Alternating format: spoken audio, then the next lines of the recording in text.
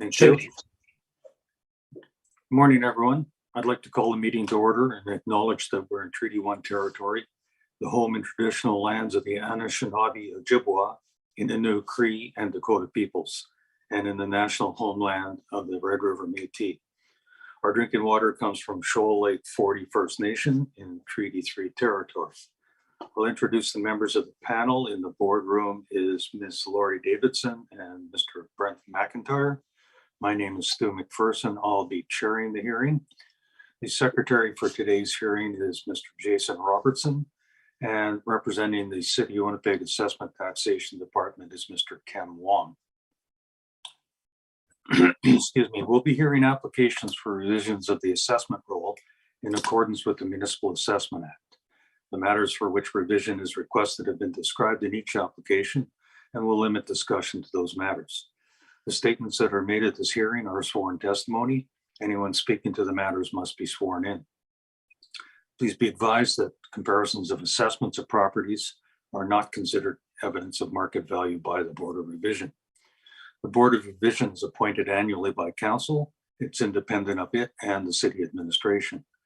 It makes decisions on the basis of the evidence provided at this hearing and issues a written order that will be mailed to all parties as soon as possible. Please note the board's decisions with respect to an application may be appealed to the Manitoba Municipal Board if the matter pertains to assessed value or classification, or to the Court of King's Bench if the matter pertains to the application of exemptions from taxation. Should you wish to appeal, information on how to do so will be included with the board's order. With respect to the hearing process, I'll confirm the points of appeal with your property to be addressed following the swearing in. We'll then have the assessor's testimony followed by questions the applicant may have, and then the applicant's testimony followed by questions. Each side will have an opportunity to summarize if they so wish. Once all the evidence about an application has been brought forward, the applicant may leave and the process will repeat for each item on the docket today. The session will close after all the applications have been heard, and the board will deliberate in private and make its decisions. You'll receive the board's decision by registered mail as soon as possible. Just as information, all public hearings are live streamed, recorded, and will be part of the public record. We'll be hearing items 1 through 8 on our docket today. Mr. Robertson, if you would please affirm the assessor and the applicant's testimony. Mr. Assessor, please state your full name. Ken Wong. Do you affirm that the evidence you are about to give at this hearing is the truth, the whole truth, and nothing but the truth? I do. Thank you. Mr. Applicant, please state your full name. Henry Dupont. Do you affirm that the evidence you are about to give at this hearing is the truth, the whole truth, and nothing but the truth? Yes, I do. Thank you. Thank you. Good morning, Mr. Dupont. You're here representing the owners of 8 properties, and it's the amount of assessed value that we're dealing with in each case. Is that correct? I believe so. Thank you. So we'll just deal with the properties as they're listed on our docket today. So the first property we will be hearing will be 200 Ronald. So Mr. Assessor, when you're ready, we'll hear your evidence, please. Okay. The subject property is 200 Ronald Street. The roll number is 070-717-03700. The file number is 22-3424. We have a residential apartment block. It's 16 stories high. It was built in 1967, and it has 298 suites with 15 indoor parking stalls and 223 outdoor parking stalls. On page 3 is a picture of the subject property with its location.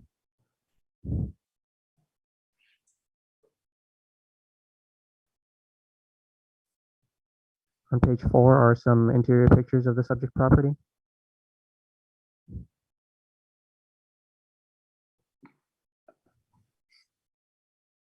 On page 5 is our income valuation summary. We use average rents of $1,202 to get a potential income of $4,285,000. We use a 3.2% vacancy to get an effective gross income of $4,148,000. And we used a 45% expense ratio to get a net operating income of $2,260,000. Capped at 5.8%, we have an estimated market value of $38,973,000. On page 6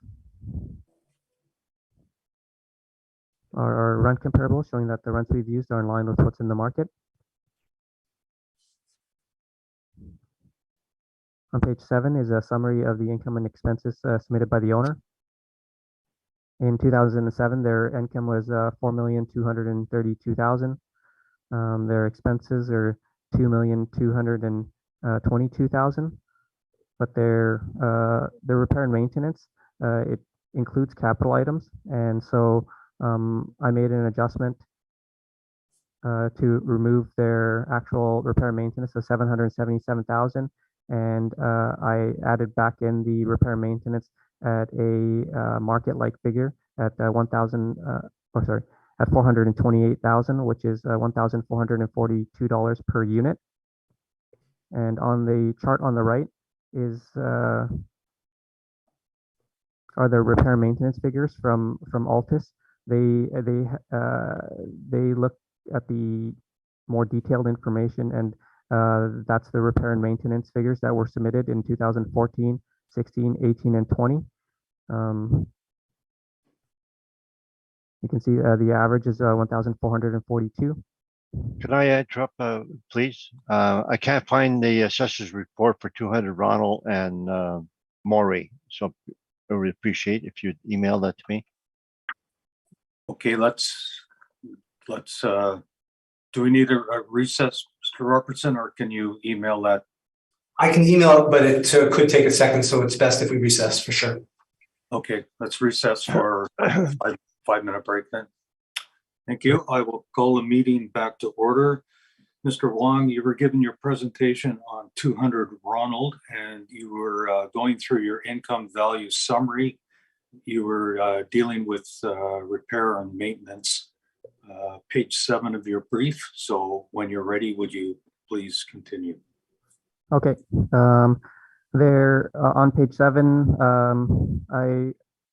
their actual repair and maintenance, it includes capital, and so I substituted that repair and maintenance with a more market repair and maintenance figure at $1,442, which is calculated on the right chart, which is based off of Altus repair and maintenance figures in previous assessment cycles. But just to give you an idea of what they're spending on repair and maintenance, if you could go to page 13,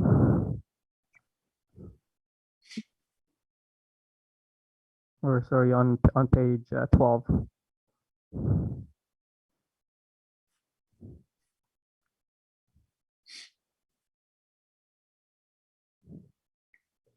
Sorry, is everybody on the bottom, page 12?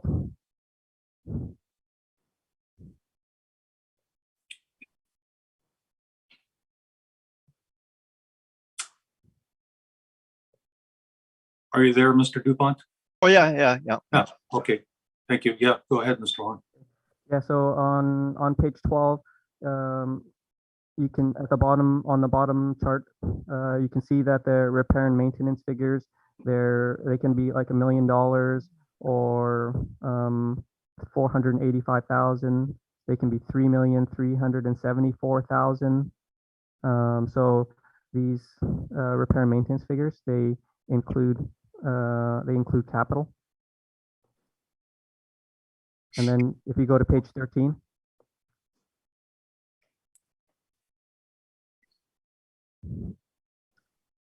you can see the repair and maintenance figures are, I would say, a lot more in line with market, with figures in the 361,000, 237,000, 367,000, and 490,000.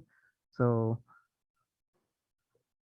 I've used 428,000 to as their repair and maintenance figure. So if you go back to page 7.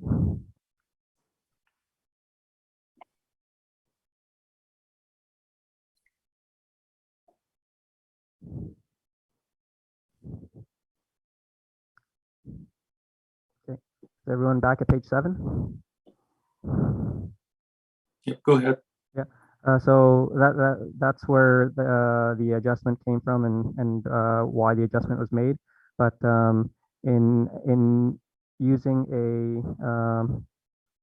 a market level repair and maintenance figure of $1,442, their operating expenses are about $1,874,000, and giving a net operating income of $2,358,000, which supports the model's net operating income at $2,260,000.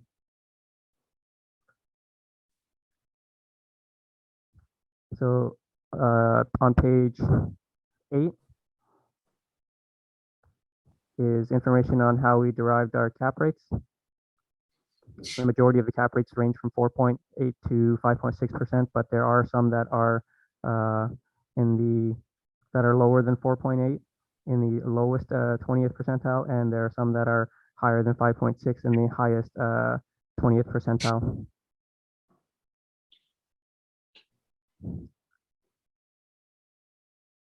On page 9 are some cap rate sales that range from 3.6% to 5.74%.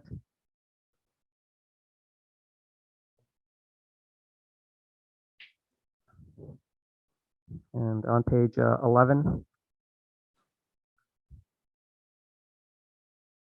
is the 2020 and 2019 income statement from the owner.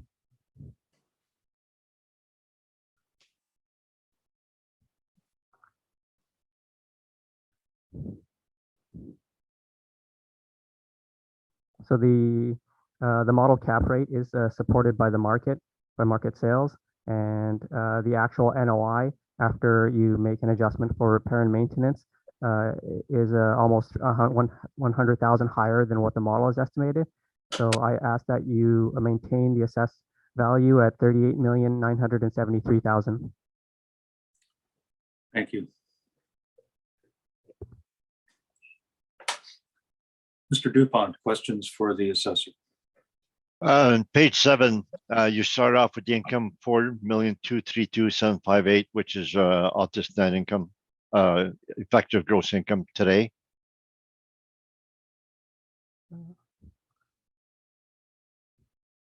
Yes. So you agree with that part.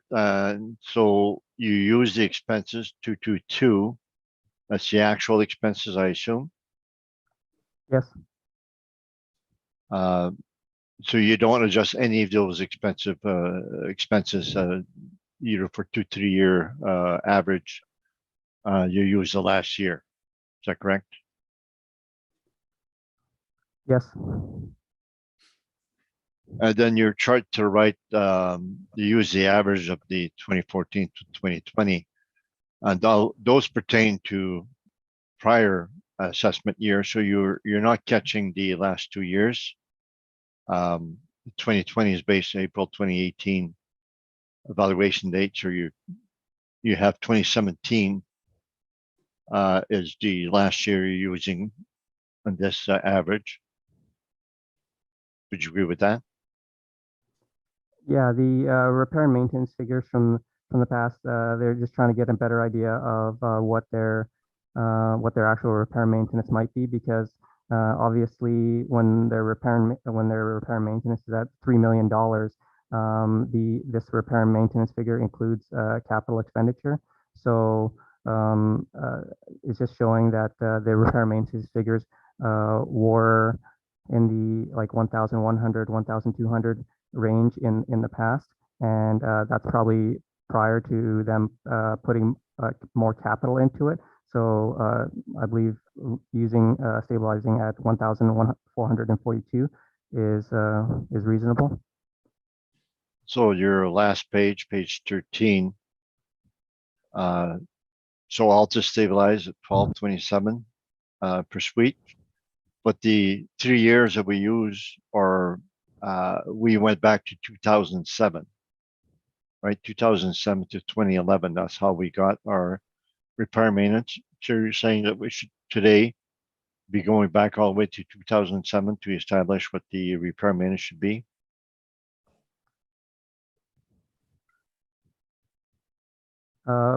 Potentially, yes. It was also to show that what the maybe more normalized repair and maintenance figures might be, which seems to be in the neighborhood of 237 to 490,000, and in between there.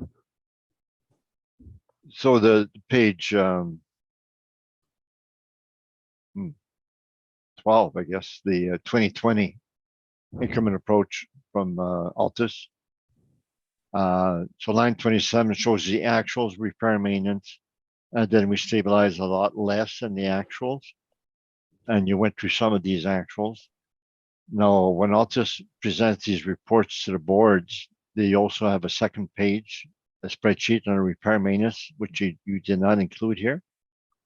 Would you agree that there is a second page that actually removes the capital expenditures? I think there is more information, but I didn't include it. And then so back to your page 7. So instead of relying on the actuals that the report in the financial statements, you're actually using the Altus repair maintenance from past years. So you agree with the Altus stabilization and repair maintenance for past years then? In this case, yes, because they actually, when you look at them as a whole, they do seem to be representative of market at about 1,400 per suite. So would you not agree that the repair and maintenance will change over time and that the more accurate ones, if you want to go to the past, would be 2018, 2020? Potentially, but like I said, it seems like they're indicating it's hard for us to determine what the repair and maintenance is, because if you look on my page 11, that's all that is submitted. And so the page 11, which includes, I believe it includes capital expenditures. And you're aware that in the past that I offered to give you the general ledgers at any time that an assessor wants, and that we have in fact given general ledgers to assessors when they request it. I do.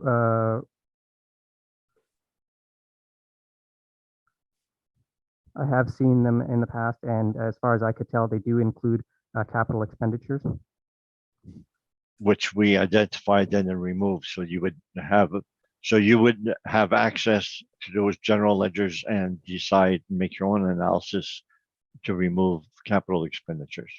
Would you agree that the capital expenditure ledgers, they weren't submitted with the income and expense questionnaire or with the income statement? I realize they don't need to do that for the questionnaires, but for you to do a report today, you can ask at any time to see general ledgers. You're aware of that, right? I guess so. Yes. It's all questions I have. Thank you. Ms. Davidson, do you have any questions for the assessor? I have no questions. Thank you. Thank you. Mr. McIntyre. Just one quick one. With the amount of repairs and maintenance on some of these statements in the millions of dollars, has there been any upgrades to this building? Or are there any permits taken out for refurbishing the suites?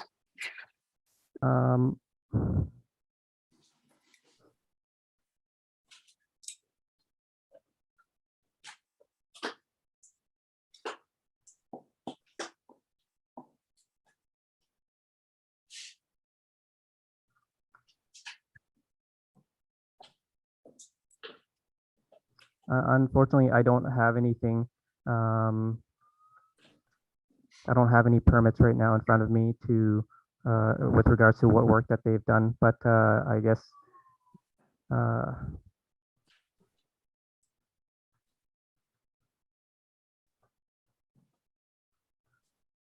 when you look at some of the pictures on page 4, it does seem to be that they are. It does seem that they're in the process of upgrading the units in the building. Okay, thank you. That was my only question. Thank you. And my only question is, it's originally built 1967. There's been no effective year built change, so it's still 1967. So can I make the assumption that the model has generated the cap rate of 5.8% based on that year as one of the factors? Yes. Okay, thank you. Thank you. Mr. Dupont, we'll hear from you, please. Okay, so my brief shows the photos there. Go to the maps at your leisure, and we all know it's Court St. James. So the page 12 is my income approach. So it shows the rents and the vacancy they have. So they have vacancy in the 5% for the last 4 years. The average rent is $12.06 per suite. And the suite mix is shown up on top there. 39 bachelors, the 1 bedroom, 2 and 3. They have a mix. I guess the most are 1 to 2 bedrooms. So it's relatively high rents for 1967 building. The assessor has the rents at or about the same as the actuals. I believe for most properties that we've had this year, the assessor shows comparable rents, but the rents are usually close to the actual. So the assessor model, I believe, picks up the actual rents to start with. So line 13, we're slightly higher than the assessor. And then we accept the cap rate. So the difference that we have today or dispute is the expenses. And the assessor in his workup, he accepts the actual expenses except for repair maintenance. So I don't want to spend too much time on the actual expenses, but we stabilize normal ways. We used the last year for insurance, utilities, caretaking, and taxes. There's a few items we use 3 years average, which the smaller items that would tend to vary. The repair maintenance is the one we stabilize with our spreadsheet, and it's usually based on 5 years. So that's on the next page. So page 13. You can see on top, the first line, extraordinary repairs. There's very little. And Ken was showing some of the high, that was in the past. 2013, 2014, I had a quick look there for the 2020. They had over 2 million. These were mainly for the change the plumbing throughout the whole complex. So they had the old copper plumbing they had to change, cast iron plumbing, that is, they had to change. So they did structural. So these high expenses were mainly structural in nature. So for the first 4 items, these items tend to be capital in nature, except if they're small amounts, we allow them. If you repair a roof, we will allow that. If you replace it, we won't. In this particular case, we did not stabilize anything for the first 4 items. Waste and snow is separated from the statements, and it's stabilized separately. So then the next one we have is pool. And that is something that's recurring each and every year. We use the 5-year average, and same as parking lot. It's very stable. So we use the 5-year average. So for those things, we naturally allow the repair and maintenance of those items. We don't allow for replacement. They have general building, and on the general ledger. By the way, these general ledgers are 50 to 70 pages per year. And when we send them to the assessor, we're sending them to 300 pages. So it's a lot of information there. Joe's General building are the small items, usually under $1,000. And they're all over the place, and it could be locksmith changes. All the small parts they do, they get, I guess, from the caretaker and all that. So they're all valid because they're all small items. But we, for Phoenix only, we normally allow only half of that. That's a very conservative thing on our part because these are all valid expenses. Now, flooring replacement is showing that they do that on a regular basis, like most apartment owners. And there's 337 per suite average, which is below the maximum that we allow is 500. The maximum that we have is we obtain from K4 for the last 2 or 3 assessment, we get the costs of the flooring replacement for 1-2 bedrooms. We get the cost for our appliances for every appliance. K4 is kind enough to give us all these costs. Then we do an average, and we divide by 8 years. So if you replace your floor all in 1 year because you're doing a rental, we would catch that because it would be more than $500 per suite. So that if you the owners are not exceeding the rate of 500 per suite or the average of 8-year replacement, then we believe that's regular recurring maintenance. Appliance replacement is on the low side, only $71 per suite versus $225 maximum. The painting for Phoenix is always high, and for Phoenix we always do a maximum.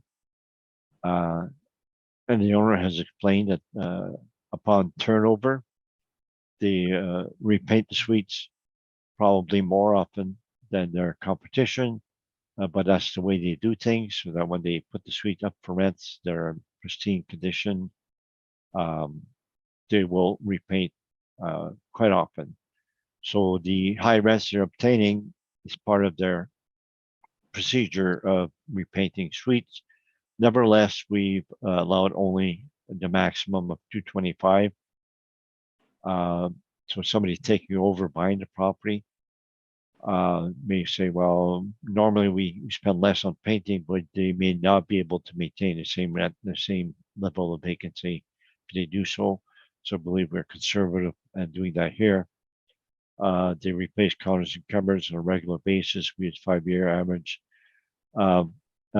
Items in red, like in plumbing, the 3 years are high. We've excluded that from the average. So we use the 2016 and 2020 to average. We exclude the high year. So the plumbing is likely more of the structural type. Sometimes owners include the replacement of toilets, which would be more of a suite turnover. Nevertheless, we excluded the high years. So the rest of the items we stabilize at the 5 years. So at the bottom we have the repair maintenance totals. That's before removing the first 4 items listed as CapEx. And then the next line, we remove the CapEx and the waste and snow. And we do the average of those. So those are 1,800, 2,500, 3,600, 27, 24, and 26. The 3 high years, I believe, due to the high plumbings, which we stabilized by going with the average excluding those years. So our stabilized repair maintenance is 1944. And that's what we put in the previous page. So the rents that they're getting is part of the normal turnover repairs that they do. Their turnover is relatively on the low side for flooring and appliance is relatively on the low side. So they do these things on a regular basis. So I don't think we can say they've renovated and the rents will be increasing in the future. These are the rents that they're getting due to the repair maintenance have been putting on a regular basis for the last 5 years. And they're pushing the market because they're maximizing the rents they can get, and the market is pushing back with giving the 5% vacancy. And that would be my submission. Thank you.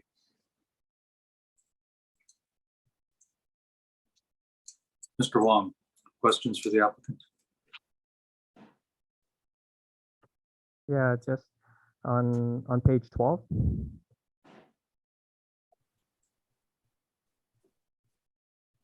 Yes. Actually, sorry. On page 11.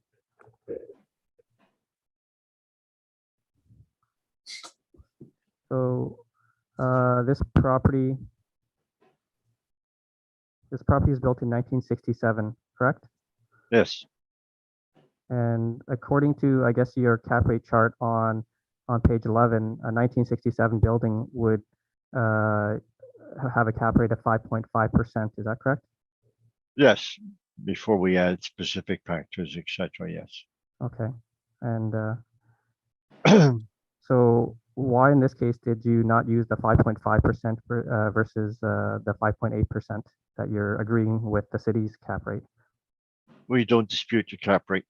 And the last few hearings I've had on high rises, the assessor tends to be at or higher than our cap rate. For some reason, their model has given some higher cap rates for some of the larger projects or high rises. So we don't dispute your cap rate. Okay. But the Altus cap rate study does indicate a 5.5 for a 1967 building? Yes. Yeah. Okay. That's all my questions. Thank you. Ms. Davidson, I have no questions, thank you. Mr. McIntyre, I have no questions, thank you. and I have no questions. Desire for summation, Mr. Assessor, No, thank you. Mr. Applicant. Yes, the way we did the repair maintenance is a proper way. We go 5 years. We never go past 5 years. So Cam has gone by using our older reports and averaging that. So that goes back all the way to 2007. So it's way too old. And he's not capturing the last 2 years, 3 years, because previously was based in 2017. So he's missing out the last 3 years of repair maintenance. So believe that what he's done is not proper. Thank you. Thank you. Okay, we can move on to item number 2 on our docket. 130 Strauss. When you're ready, Mr. Assessor, we'll hear your evidence, please.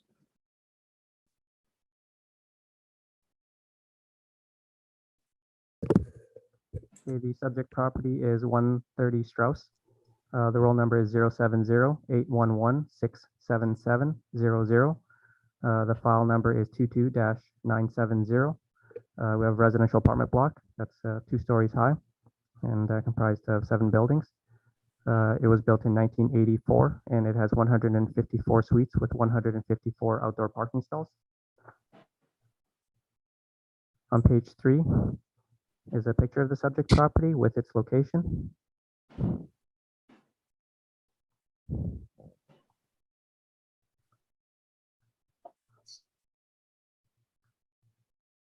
On page 4 are some interior pictures of the subject property.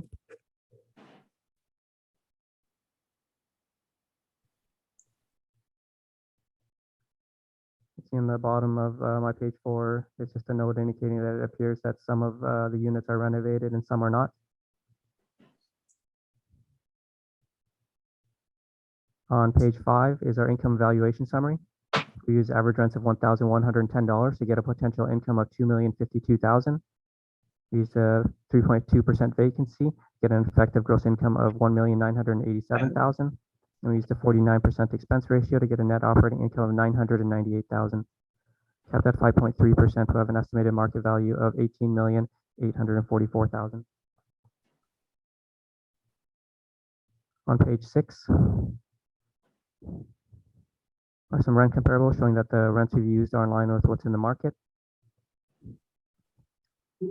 On page 7 is a summary of the income and expenses for 2020.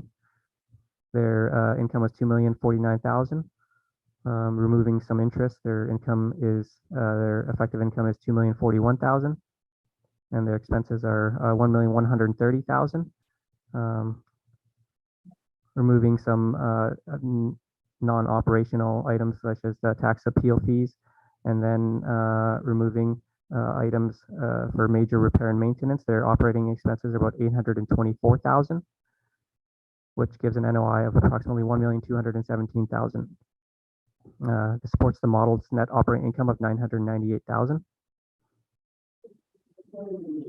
On the second chart there, you can see that their regular maintenance is $1,258 per unit, and their major repair and maintenance is also at $1,864. So their total repair and maintenance, if you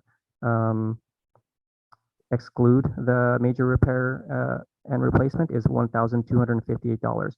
If you include the major repair and maintenance, their repair and maintenance per suite is $3,122.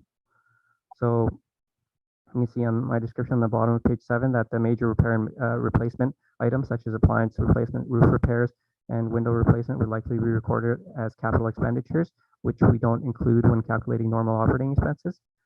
And once again, the maintenance at $1,258 is within the range for market norms. If you include the major repair and replacement, which is at $3,122 per unit, that would be outside the market norms.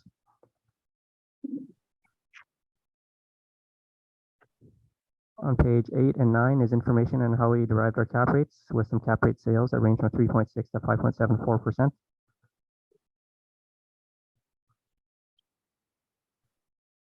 On page 11 is the income statement supplied by the owner.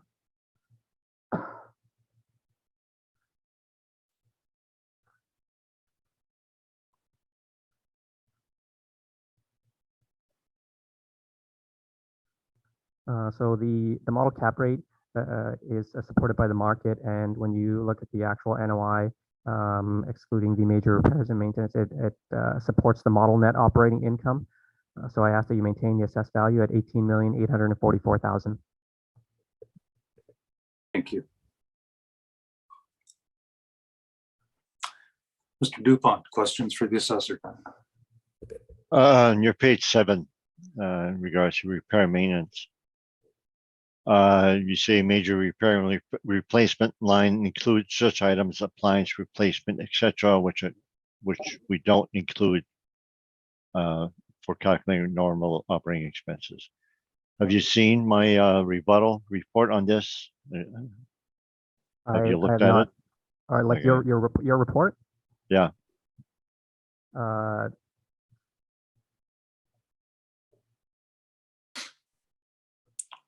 It does appear to.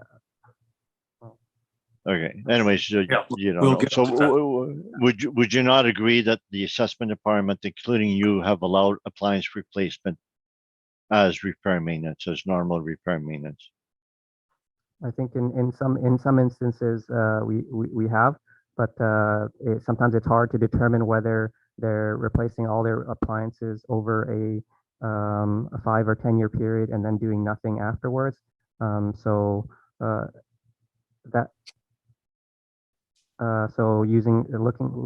looking at market norms for repair and maintenance figures is reasonable. So you're agreeing that the appliances should be allowed as repair and maintenance as long as it's not done on more than an 8-year replacement cycle? Potentially. And then you say the major repairs would likely be recorded as capital expenditure. So that you're making an assumption there that all the major repairs likely includes capital expenditures? Yes, I don't know for sure, but from my experience, items such as this would likely be recorded or claimed as capital expenditures.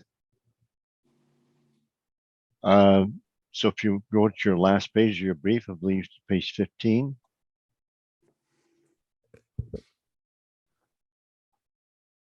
So that is from the financial statements for December 2020. And that is the list of major repair and maintenance. Is that correct? Yes. And that's what you remove in its entirety, all the items in that list. Is that correct? Yes.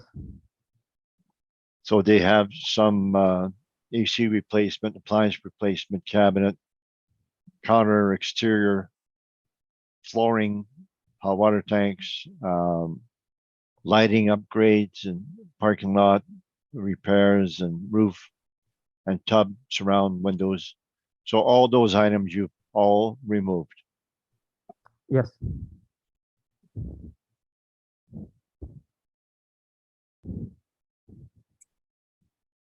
On your cap rates, oops,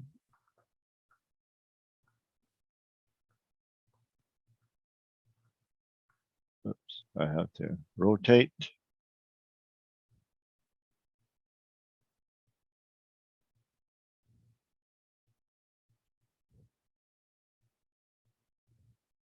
That's a page 9.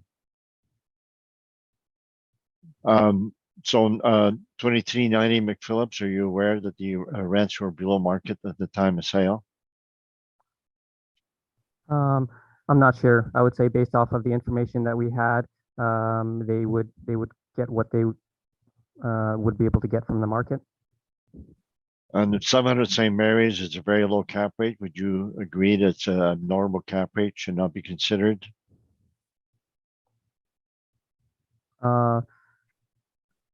I don't. I believe that what is known with a sale is the income that it was collecting before and the sale price. With regards to what might happen in the future, it's difficult to say what might happen. But what we do know is the operating income and the sale price, and that's what's been applied in that case. So in this property, did it have low rents and low repair maintenance? I'm not familiar. Well, I don't know the details of the stabilization. The last one, Offhand. sorry. Okay, the last one, 32 Arden. Are you aware that the questionnaires were missing the laundry income? No. That's all questions I have. Thank you. Ms. Davidson, questions for the assessor? I just wanted to clarify for my own understanding. So are all of the variables model driven with the exception of the repair and maintenance? The page 5 is model driven.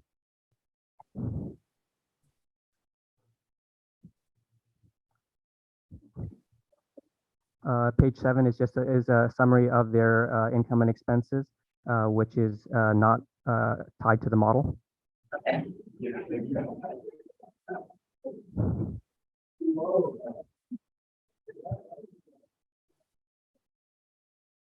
Sorry, anything further, Ms. Davidson? No, thank you. Thank you. Mr. McIntyre? I have no questions, thank you. And I have no questions. Mr. DuPont, when you're ready, we'll hear from you, please. Okay, in the brief, you can see the outside photo. It's wood frame, wood exterior surfaces. So it's more high maintenance because of the exterior surfaces it has. Surfaces, yeah. It shows the aerial photo, etc. So it's a large complex of 4 properties. So if you go to page 6, you can see the aerial photo.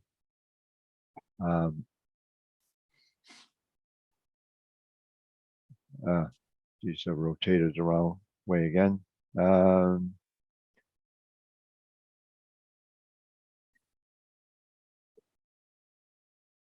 Yeah, so it shows where it is on the first photo, page 6, and page 7. It shows the property at 24 Strauss, which serves the 4 properties we have here today. It's the pool and the leasing office. And that's assessed at $1. And those 4 complexes share the expenses for running the leasing office. I'm sorry, it's not a pool, it's a tennis court that it has there. Then we have the map of the properties. St. James and the income approach start under cap rate, page 12. So we dispute the assessor's cap rate 5.3%. We use 5.5 for the age group that we have, 60 to 98. That's 5.5%. Now this is the same rate as we settle for 2020 at the municipal board. And then we have a table for the cap rates for the 4 properties that were being heard here today. So for some reason, the city cap rate for the first 2, 30 and 35 Strauss are 5.5. And then 130 and 141 Strauss are 5.3.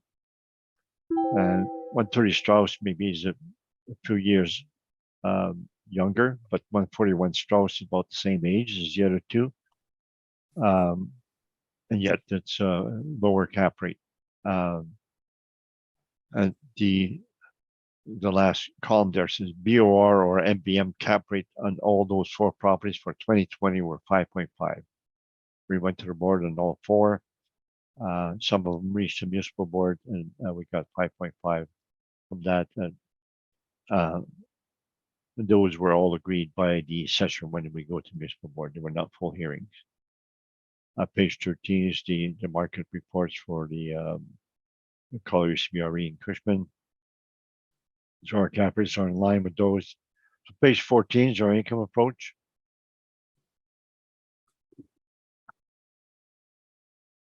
So line 13, we're higher than the city. We can go above. So line 1 is the rents that they're getting. 2 is the discounts. They have high discounts. They're pushing the rents as much as they can. And then the vacancy is also relatively high, with 6% for 2020. They raise the rent again. The market is pushing back. So we stabilize at 6% actual. Line 3 of potential market rents. We added the bad debt on the 3-year average and the parking miscellaneous income, and we went to 3-year average. So we have line 13 slightly higher than the assessor. For expenses, we stabilize the normal way. Actuals last year for insurance and utilities and taxes, caretaking, some small items, 3-year average. Repair maintenance is the item that we spend the most time on. Line 27, you stabilize in 2359. So it's a large landscape project. The comments on top, wood frame, multi-buildings, all buildings with shingle roofs. So the next page, page 15, is the repair maintenance sheet. So the first line, quite often those are capital expenditures or CapEx when they're fully replaced. But when they're occurring on a regular basis, they're more like repairs. We allow those. So for roof, they have roof costs every year because it's a multi complex. It's all shingle roof, so it's something they have to work. So they're not replacing the whole roofs all at one time. So we stabilize at the 5-year average, excluding 2020, and then we cut that in half by 50%. Same as water, well, not same, but similar. Hot water tank, it occurs each and every year because they have quite a few hot water tanks because they're multi-building complex. we use the 5 years divided by 2. We allow it at 50%.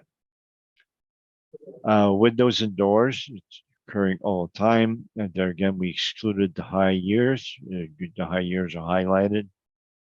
So we allow 5,000, even though they're averaging 17,000 per year. So we allow 5,000 due to exclusion 2 years. They have a pool in one of the complex. And so we use a 5-year average for that. And parking lot, we use 5-year average on that. And other items, we use the 5-year average. The highlighted is under counters and cupboards. The one high year, 73,000. We disallowed that year. So we did the average excluding the high year, 2019. That comes to 108 per suite, which is less than the maximum of 250. The flooring and appliances are shown there, 273, 130, which are less than the maximum. The maximum I have there, 400, etc., are the 2020 maximum. The new ones are 500, 225. So our table that does not have the right maximums. Nevertheless, they're less than even the 2020 maximums. Building exterior, because they're wood-clad buildings, they have more repairs than a masonry building. Masonry building would have virtually none. So it's a regular type of repair for these types of buildings. So instead of excluding a particular year, we did a 50% of the 5-year average. So then we have the repair maintenance excluding the capex and the waste and snow. It shows each of the years. And that average is 2678. But when we stabilize each individual item, we come to 2359 per suite.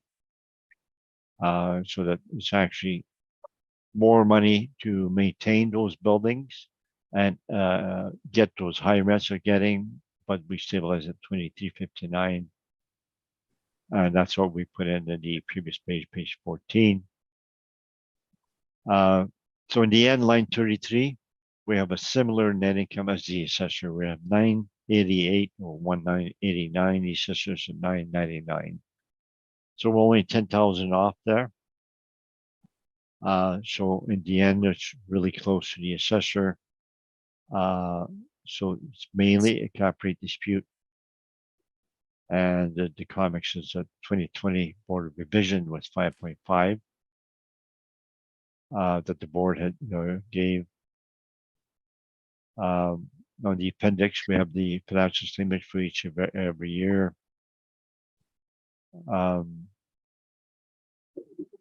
Major repairs on page. Oh, don't have page numbers. I forgot to number my page. But it's the if you use the Adobe Acrobat number, is page 26 of 44.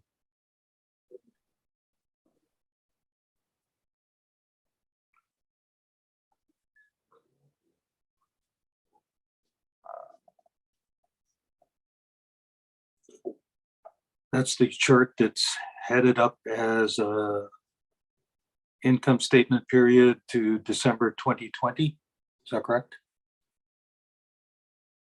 I moved on page 26, I said. Yeah. I'll just put that my Adobe. Yes, so it's income statement.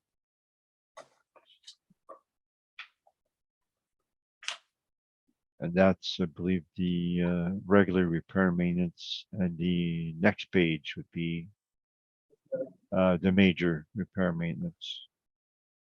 So that's the 2 years. We identify each of the items that we put on the repair maintenance spreadsheet.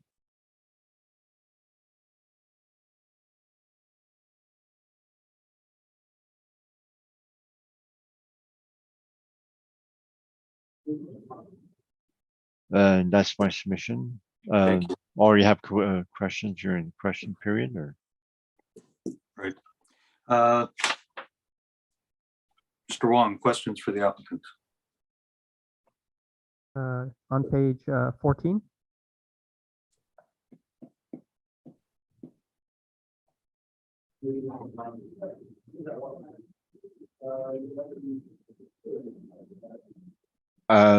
Whoever's speaking, it's an echo now. I think that's Oh. probably from the adjacent boardroom. Oh, okay. Okay. Okay, on page 14, the vacancy for 2018 was 3.2% and 2019 was 3.8%, and in 2020 it was 6%, with the average being about maybe 4.3%. So you feel that it would operate stably at 6% going forward? Is that why you use 6%? Because line one, they're increasing the rents. It was 2,000,003, it went up 2,000,005, then went up to 2,000,006. So because they increased the rents, we believe that the more accurate figure to use for vacancy is the 2020, because the rents are much higher than the other 2 years. Okay, that's all my questions. Thank you. Ms. Davidson, questions? I have none, thank you. Mr. McIntyre? I have no questions, thank you.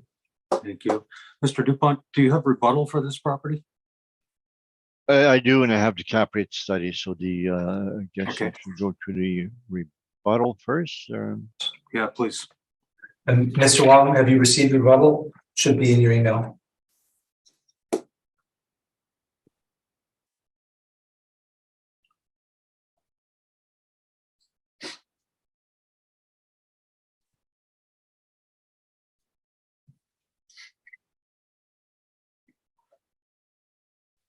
Mr. Wong, we can't hear you at the moment. Which document are we looking at? It'll be the applicant rebuttal. The email that I would have sent was applicant, it's titled applicant rebuttal. And it looks like there's two documents. Yes.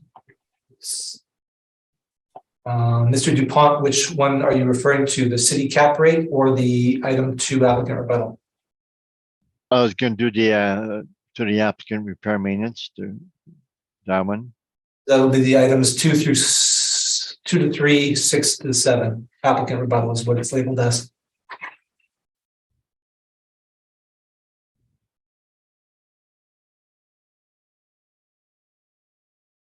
Let us know when you have that, Mr. Wong. Okay, items 2 to 3 and 6 to 7. Correct. Right. Okay. Okay, Mr. Dupont, when you're ready. Yeah, page 1. So that we have the income approach to 2020 municipal board case for 30 Strauss. It says on top, Assessor Kim Wam, the settlement, Altus income approach, except reduce repair maintenance by 4,000, and that's before we had resolved the cap rate. And the line 27 there we have some comment. So Altus 5-year average was 251. We settle at 4346 less at 1563 per suite in order to remove the parking lot repair maintenance of 19,373. So Cam had accepted all the other items in the repair maintenance under major repairs, except for parking lot, specifically the appliances. Now he's saying that he's accepting appliances if it's done on a recurring basis. So there's a lot less need for this rebuttal now that he said that. The next page is page 20. Sorry, the 2020.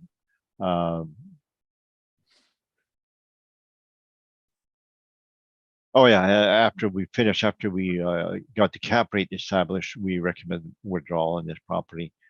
And then following that is the financial statements, and it shows on page 4 the major repairs. We had excluded the exterior major repairs and the hot water tank. We had included the appliance replacement as shown above. And And then we removed the parking lot for the settlement, which we believe was another year. So these are the items. And then following is 2018 settlement. So page 6 again came along, and we settle, and it's for under line 27. We settle except for the parking lot of 19,000 2015.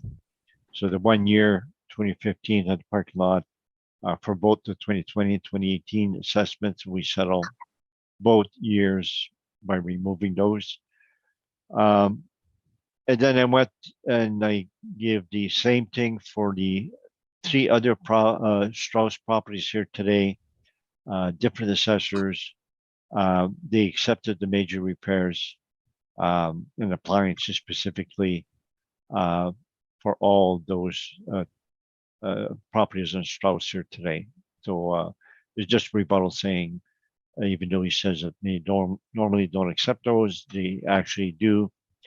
And they don't have a norm or a maximum. We stabilize all those properties at the actual repair maintenance, whatever level it came to. So whatever it is, that's what we stabilized at. We did not have a maximum of any kind.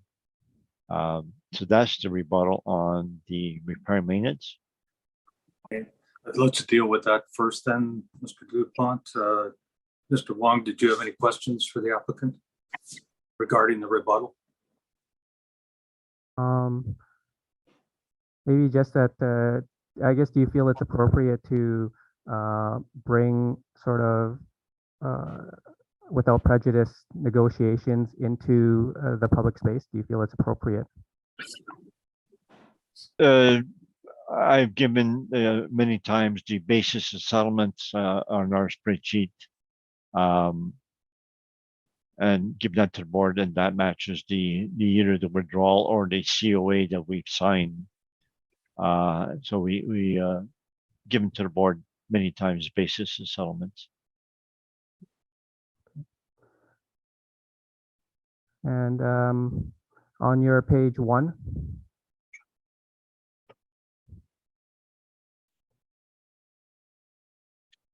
Yes.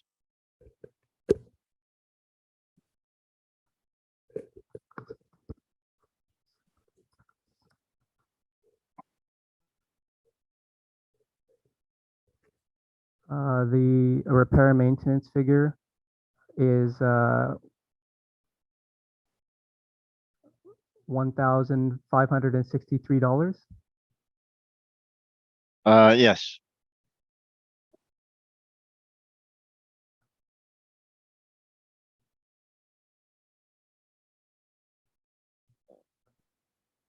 And on your page, not really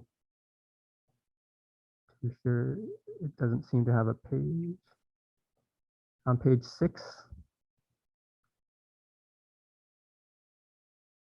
the repair and maintenance is $1,417.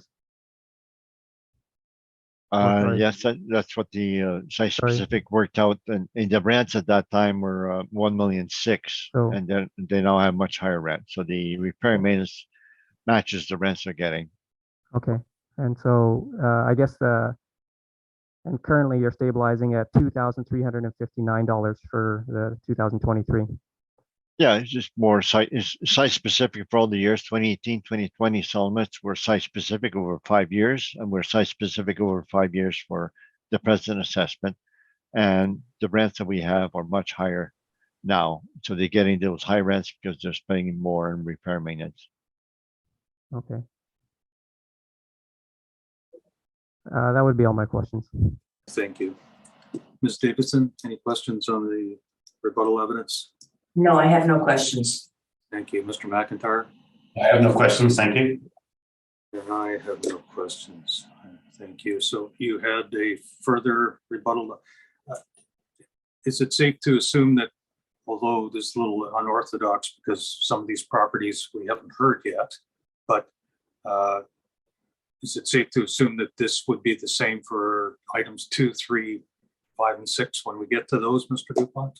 Yes, evidence we have that I give a rebuttal for apartments and the cap rates should be applicable to all the hearings today.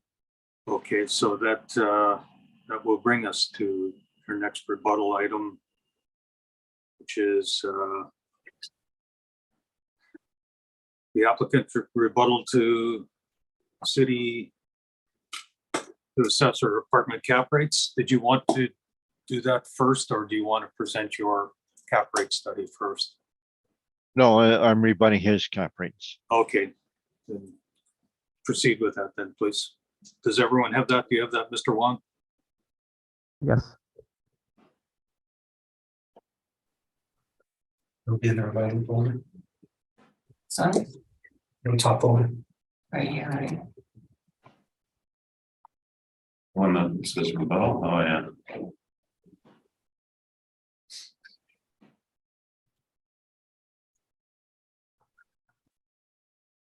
Sorry, do So, you have that, Mr. Wong? I have it. Okay, thank you. Mr. Dupont? You can proceed. yeah, so the first page, assessor comparable 2390 McPhillips. The property was bought with below market rent. A purchaser adds after purchase indicated rents increased $245 for the 1 bedroom and $395 for the 2 bedrooms. That's substantial rents increased over the pro forma rents. So we redid the cap rate using CMHC rents within the valuation date, the reference date. We applied CMHC vacancy for those apartments built after 2005. So CMHC rents that we use in the our cap rate is 104 higher than the 1 bedroom and 184 for the 2 bedroom, much less than what the purchaser actually increased the rents by. So they bought a property below rent or below market rent. So I believe the proper way to value, put the cap rate is to plug in a market rent.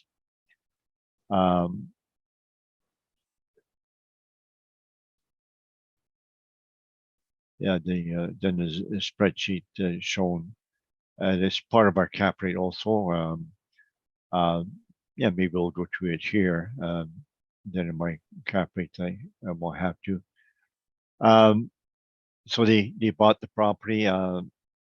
First line 1, actual rents on the far right is $13.39 per suite. And I stabilize it at $15.28 per suite, $1,528 per suite. And that's based on the little tables we have on the right. The CMHC vacancy shown there for 2005 plus, 2019, 2020, and for both types.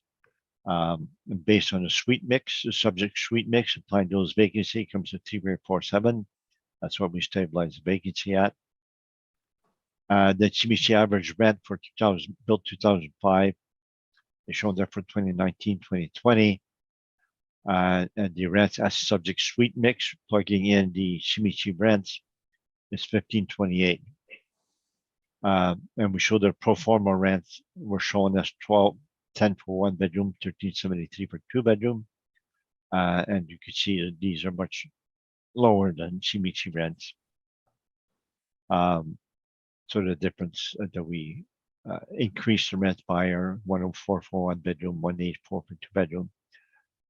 The assessor's cap rate, on this property, they also did a cap rate. Their expenses that they stabilized is virtually the same as us.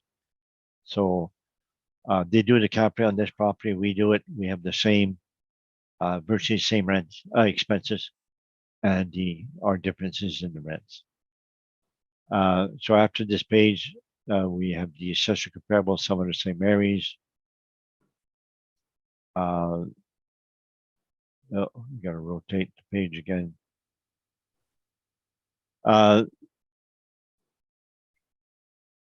So we see why we disagree, so that it was bought with the intention to renovate, and the purchaser said was first time buyer, and property was in rough shape with previous owner doing nothing for repair. And we have that in letter following this. And the assessor comparable 32 Arden, There's an advertising saying property was renovated after purchase, as well as laundry missing for 2018 from the Sussex statements, and we got a letter. We found out from the owner that his sister was collecting the laundry revenue directly, and that's why they did not show up in the Sussex statement. Following this, we have the Shimishi rents we used for and vacancy that we used for 2390 McPhillips. And then page 6 is the ad that they have on 2390 McPhillips. And the page 8 shows rents starting at 1455. That's for the 1-bedroom, I believe. Which page? The next page, page 9, shows the rents 1455 and 1695. So that's where the rents increased by 245 to 395 per month by the purchaser after purchase.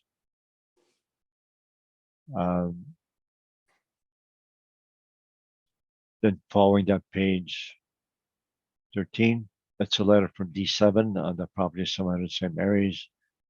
Then we have the evidence on 32 Harden, the ad saying it was renovated, and we have the questionnaire showing that the laundry income was missing for 2018, but was there for previous years. So that's my rebuttal. Thank you. Mr. Wong, any questions regarding the rebuttal evidence? On page 6, or page 8, sorry.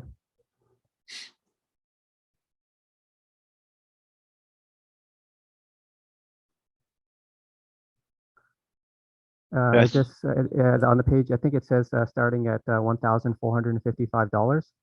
Yeah. Is that post-reference information?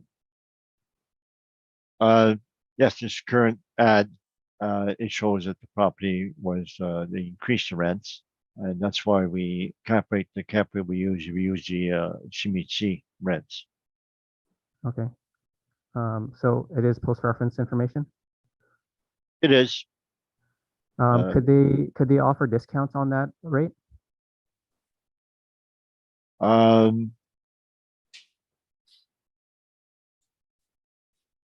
I guess they could. It's the rent starting, and that's not what I use. I use Shimichi rents, but it does indicate the asking rents are for 2 bedrooms are $395 higher than the rents at the time of sale. Okay, that's all my questions. Thank you. Ms. Davidson, any questions? I have none, thank you. Thank you, Mr. McIntyre. I have no questions. Thank you. And I have no questions. Thank you. Mr. DuPont, you still wanted to enter into evidence your capitalization rate study? Yes. Was this in 2 parts, R4, or did I have the newer version, R5? R5.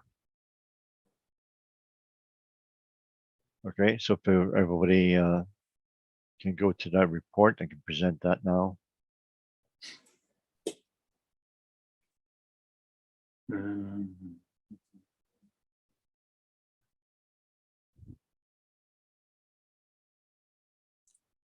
Is everyone there?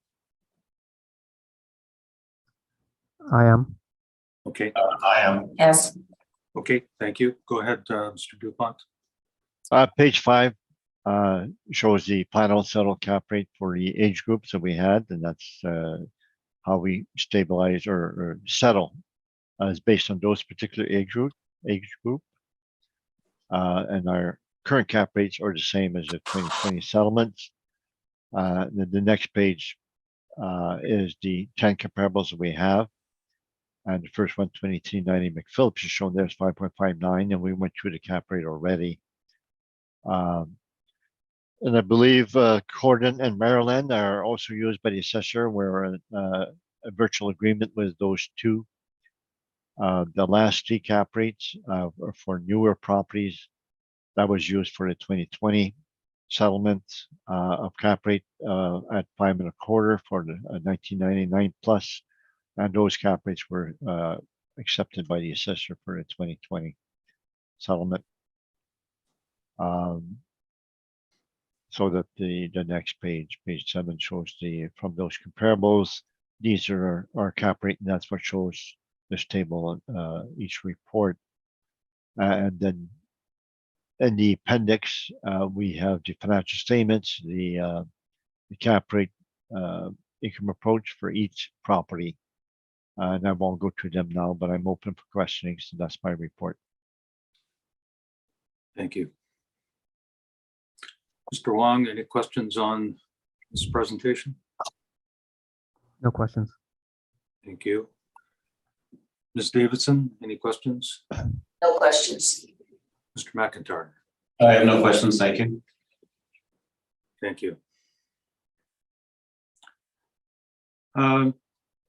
Wong, I see that there's also a rebuttal. What does that refer to? Is that for all the properties, or is that a specific property? It's for all the properties with regards to Altus's cap rate study. Okay, would you like to enter that into evidence now then? Yes. Okay, let's. We have that, Jason? Yeah, you should, Where is it? in the folder labeled rebuttal. So the very top, there Oh, should yeah, be a folder labeled yeah. rebuttal, Oh, and then item 00 AMT rebuttal to 223 Altus's cap rate study. Do you have that, Mr. Dupont? Yes, I do. Yeah. Thank you. And board members have it as well? Yes, thank yes. you. Okay, Mr. Wong, you may proceed. On page 2 is a summary of everything. For instance, for 2390 McPhillips, it says Altus's indicated cap rate is 5%, and it was 5% for this in previous hearings, but Altus has recalculated it to be 5.59%, but we've calculated 4.79%, and that's on, you can see it's on page 3. So if you scroll down to page 3, that's how we calculated the 4.79% cap rate. This is the information that was known at the time, and this is the cap rate that is derived with that known information.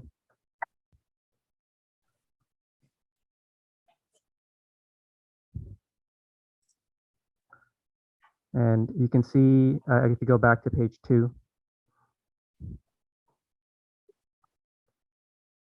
you can see there are some cap rates which we have calculated very similar to what Altus has, but there are cap rates which are a little bit different, such as 677 Maryland, 210 St. Mary's, and 215 La Vérendrye, and a few other properties. But the calculations for those properties are in the following pages, as similar to 2390 McPhillips.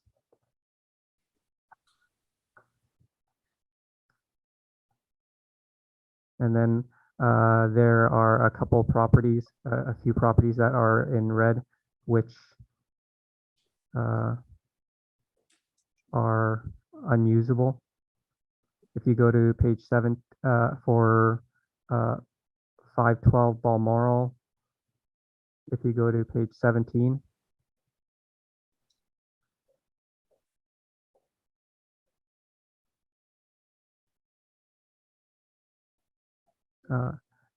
is everybody on page 17?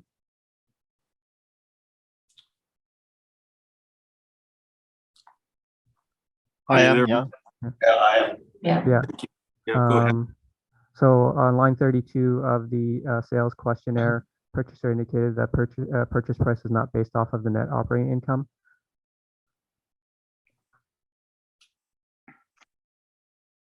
And difference in stabilized repair and maintenance. The city repair and maintenance is $800 per unit, versus Altus's is $432 per unit. The $432 per unit is very low, and so a more market level repair and maintenance would be about $800.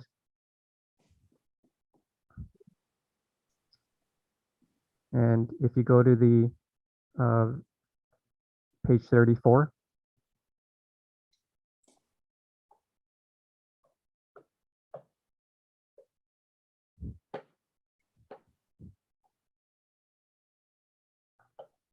For 100 Southview.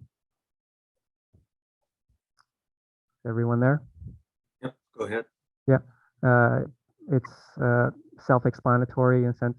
There's no available income and expense mailers prior to the sale in 2016. Occupancy began in 2015, and there's no actual data to conduct the analysis.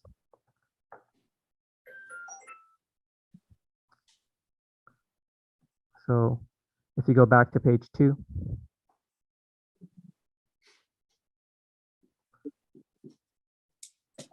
Once again, that's a summary of all the differences that we've calculated in for the properties in the Altus cap rate study.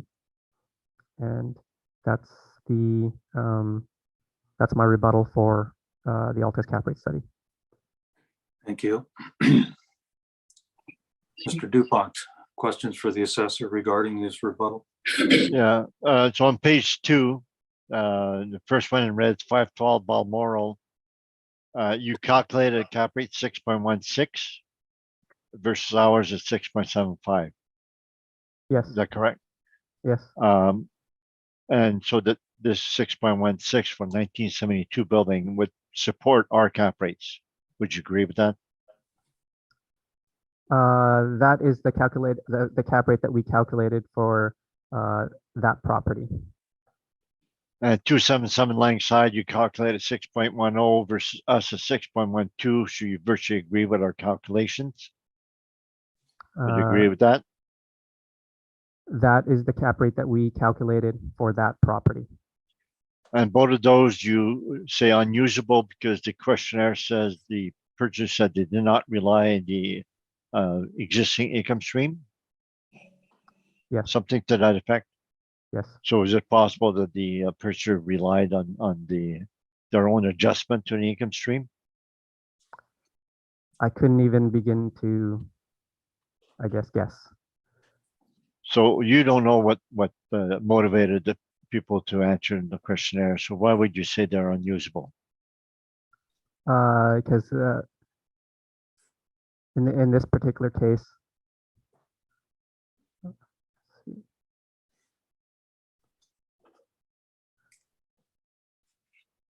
they indicated that it wasn't based off of the net operating income, the owners.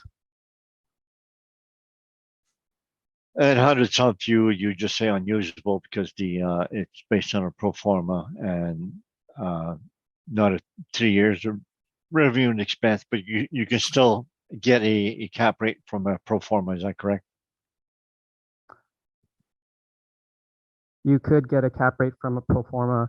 From my experiences looking at pro formas and where vendors are providing those pro formas, they typically tend to be optimistic. They typically tend to be rosy, and they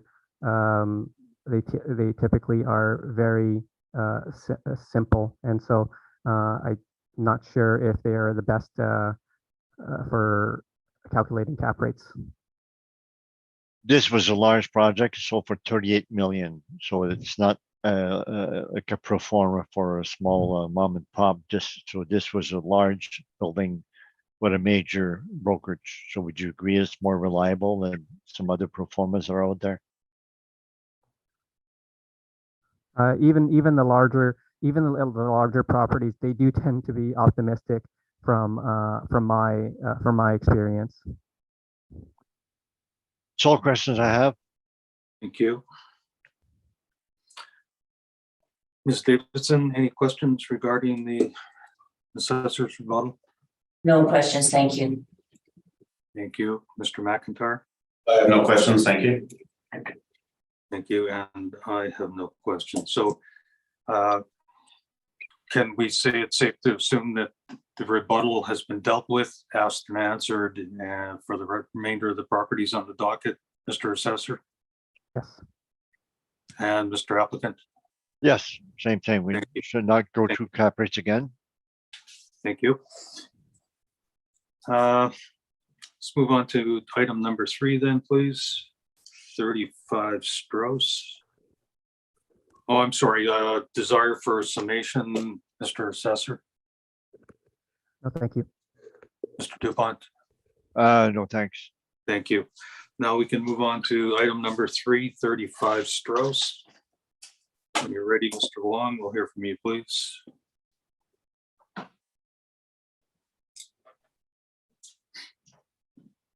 The subject property is 35 Strauss. The roll number is 070-811-50200. The file number is 22-969. This is a residential apartment that's 3 stories high. It's built in 1974 and has 145 suites with 155 outdoor parking stalls. On page 3 is a picture of the subject property with its location.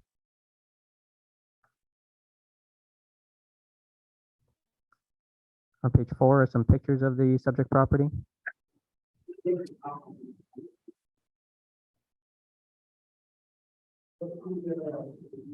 On page 5 is our income valuation summary. We use average rents of $1,050 to get a potential income of $1,827,000. We use a 3.2% vacancy to get an effective gross income of $1,769,000. And we use a 53% expense ratio to get a net operating income of $816,000. Capped at 5.5% to have an estimated market value of $14,843,000. On page 6 is are some rent comparables showing that the rents we've used are in line with what's in the market. On page 7 is a summary of the income and expenses submitted by the owner. Once again, it's similar to the other property on Strauss, on the previous property on Strauss, adjusting for their tax appeal fees and major repair and replacement. Their net operating income is about $957,000, and that's higher than what the model is estimated at $816,000.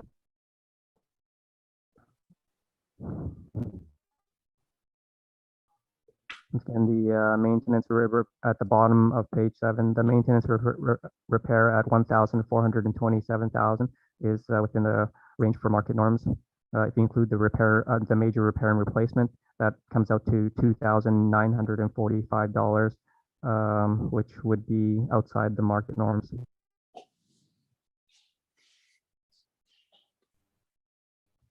On page 8 and 9 is information on how we derived our cap rates and some cap rate sales that range from 3.6 to 5.74%.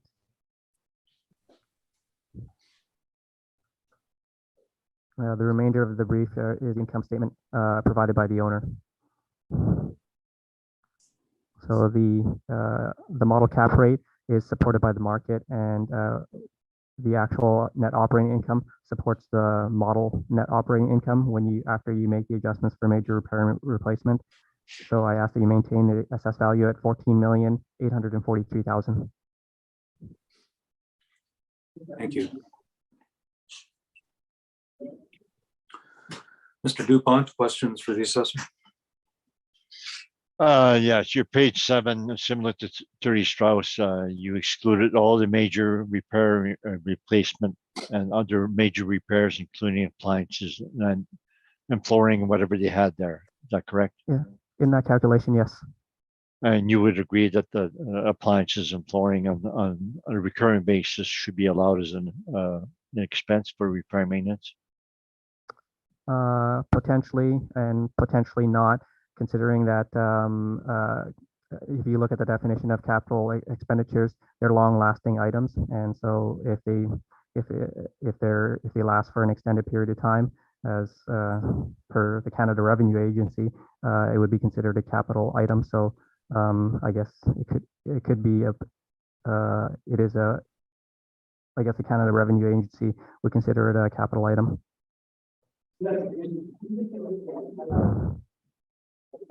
Would you agree that for valuation of apartments, we should not go with ones allowed by Canada Revenue Agency?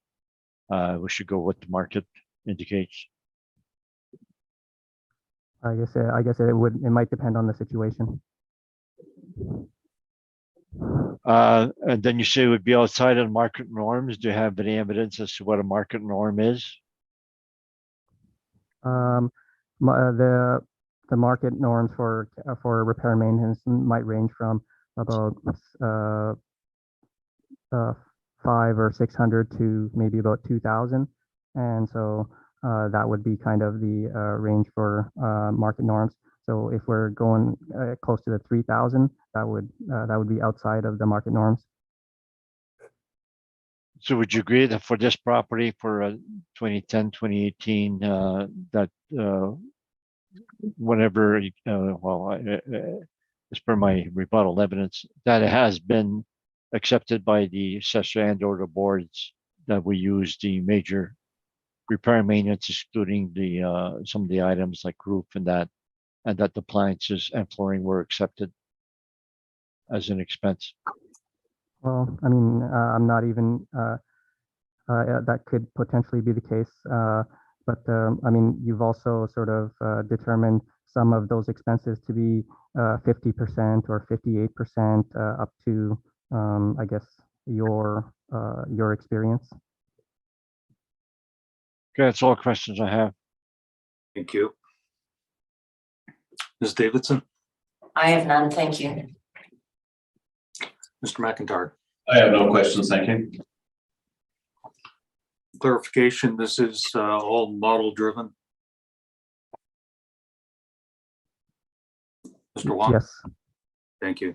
Okay, Mr. DuPont, let me hear from you, please. So the my report first page is the photo. It looks a bit different than some of the other ones. So the still wood frame, different look, still part of the Maury complex. We have the aerial photo on page 6. It shows where it is. It's multi-building. It's 5 buildings there. And that one has a pool, but naturally the pool is shared by all 4 properties in the complex. And page 7, it also shows the leasing office and the tennis court that they each share the expenses on that. And that's already built in the financial statements. So we go to the income approach, which would be page cap rate. We say it should be 5.5. And the assessor is 5.5 in this one, so there's no disagreement.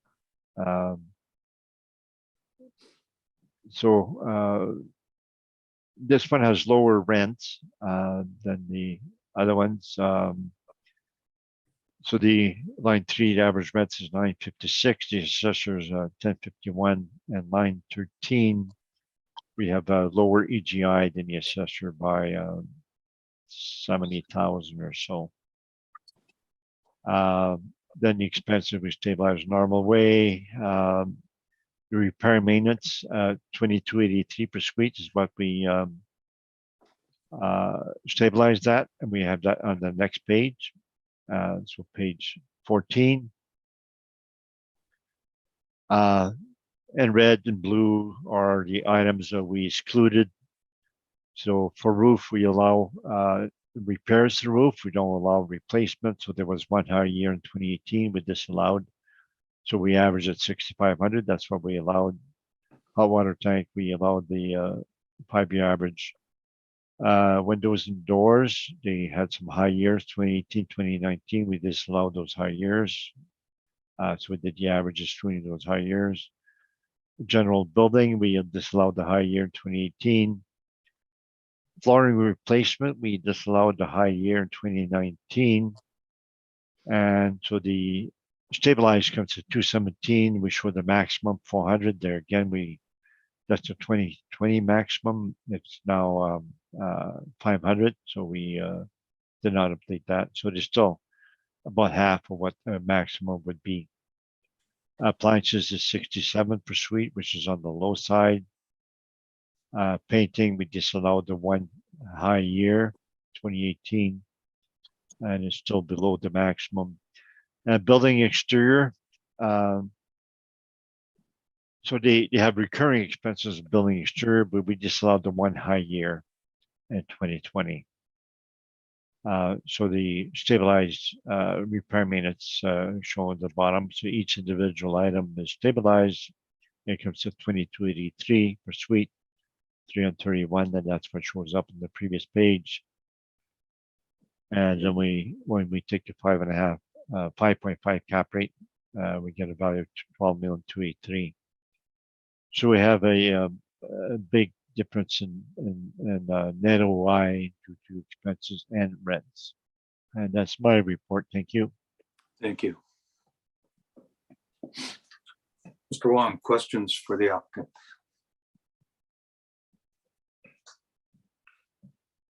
No questions. Thank you. Ms. Davidson, No questions, thank you. Mr. McIntyre, I have no questions, thank you. and I have nothing. Desire for summation, Mr. Wong, No, thank you. Mr. Dupont? No, thank you. Okay, thank you. At this point, does anyone need a break or can we forge ahead? I would like a break, 5 minutes, please. Okay, let's make it 10 minutes and we'll come back. That'll be 11 o'clock. Thank you. I will call the meeting back to order. Next on our docket is item number 4, 6 Strauss. When you're ready, Mr. Assessor, we'll hear your evidence, please. Okay, the subject property is 6 Strauss Drive. The roll number is 070-811-85900. The file number is 22-1605. This is owned by Manitoba Housing and Renewal Corporation, so this is affordable housing. And we will be looking to the market for valuing, market parameters for valuing this property. This is a multi-use property with some office portions to it, but I don't believe that the office portion is being contested today. So I'll stick with the apartment portion of the property. The building ranges from 2 to 11 stories. The property was built in 1977 to 1987. And there are 146 suites with 88 outdoor parking stalls. On page 3 is a picture of the subject property with its location.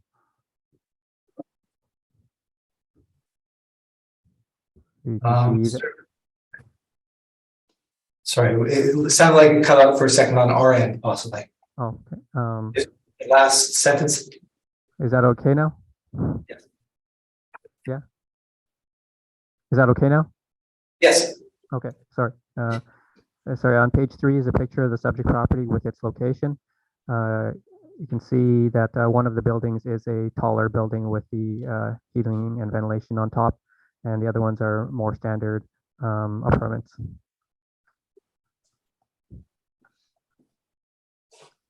On page 4 is our income valuation summary. We use average rents of $869 to get a potential rent for the class code 10. The potential rent is $52,000. We used a 3.2% vacancy to get an effective gross income of $50,000, and we used a 54% expense ratio to get a net operating income of $23,000, capped at 5.15%. The estimated value is $448,000. The estimated value for the class code 20 portion of the property is sorry, the NOI is 650,000 and the estimated value is 12,630,000. The class, we just have the class code 10 and the class code 20 because some of the buildings on the property are 4 units or less. So those properties are separated into class code 10, and for the ones that have 5 units or more, they fall under the class code 20 category.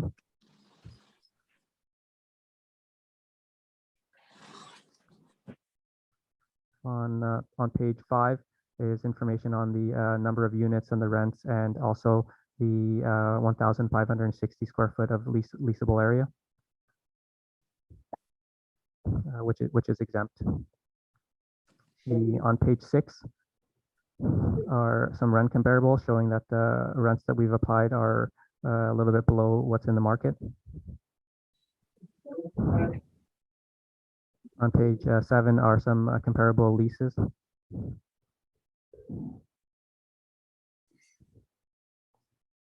On page 8 are CMHC market rents. If you use the CMHC market rents for the units in the subject property, their annual potential is about 1,810,000, which is very supportive of the model potential of 1,524,000. In the middle of page 8 are some expense comparables that range from 41 to 55%. This supports the model expense ratio of 54.35%. On page 9 and 10 is information on how we derived our cap rates, with some cap rate sales that range from 3.6 to 5.74%.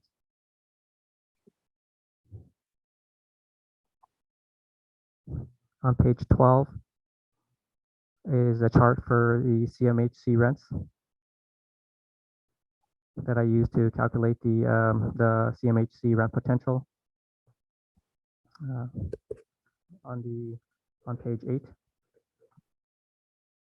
The remainder of the brief is the rent information from the multifamily page from the questionnaire. So this is an affordable housing property, and the income and expenses from those properties aren't very useful for estimating a fair market value. So we've looked to the market, and the model rent is supported by the market. The CMHC market rent is actually higher than what the model has estimated. And also the model expenses and cap rate are supported by the market. So I ask that you maintain the assessed value at 13,401,000. Thank you. Mr. Dupont, questions for the assessor? Yeah, on your page 4, you list the suite types. There's 96 bachelors out of 146. Would you say that's an inferior suite mix? That's probably not your typical suite mix, but I haven't seen I've seen apartments which are comprised of largely bachelor suites, and they still sell as other normal apartments do. And you have some 2, 3, and 4 bedrooms. Would those be in the townhouses surrounding the high rise? I believe so. In the townhouses. Yes. Okay. That's all questions I have. Thank you. Ms. Davidson? I just had one question. In terms of the age of the building and then the effective age, is the Res 1 and the Res 2 buildings, are they different? Do you know what year they are specifically?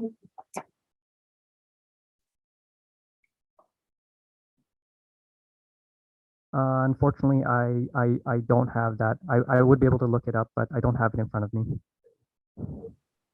Okay, thanks. Mr. McIntyre? I have no questions, thank you. So the townhouse type and the apartment type are all $869.97 per unit. there's no distinction. That's an average. It's applied to all of the units. Is that correct? Yeah, I think if it was just the high rise or just the townhouses, the rents might be a little bit different, but this is just a blended rent between the two building types. I thank you. Mr. Dupont, Could I redirect from this? you may. The year you built, you have 77 to 87, and I just checked your data that we have, and they're all built 1977. So it appears you applied an effective rate to some of them. It looks like that might be the case. Do you know what was done for which buildings or?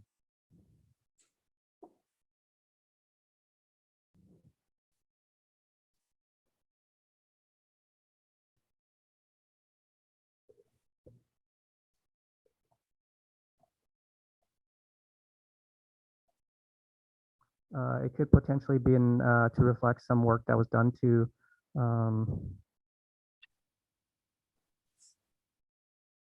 the main floor of the apartment building in the daycare. Apparently, there were some plumbing and mechanical and electrical work done. And you increased the age by 10 years, or the effective age you changed by 10 years for that. Yeah. Yes. So that's all questions I have. Thank you. We'll hear your evidence then, please, Mr. Dupont. Okay, so we dispute cap rate only. So therefore I will just spend time on that. And part of that will be the photos and the maps and the description from the assessor, so that if you look at the first page, it'll give you the aerial photo.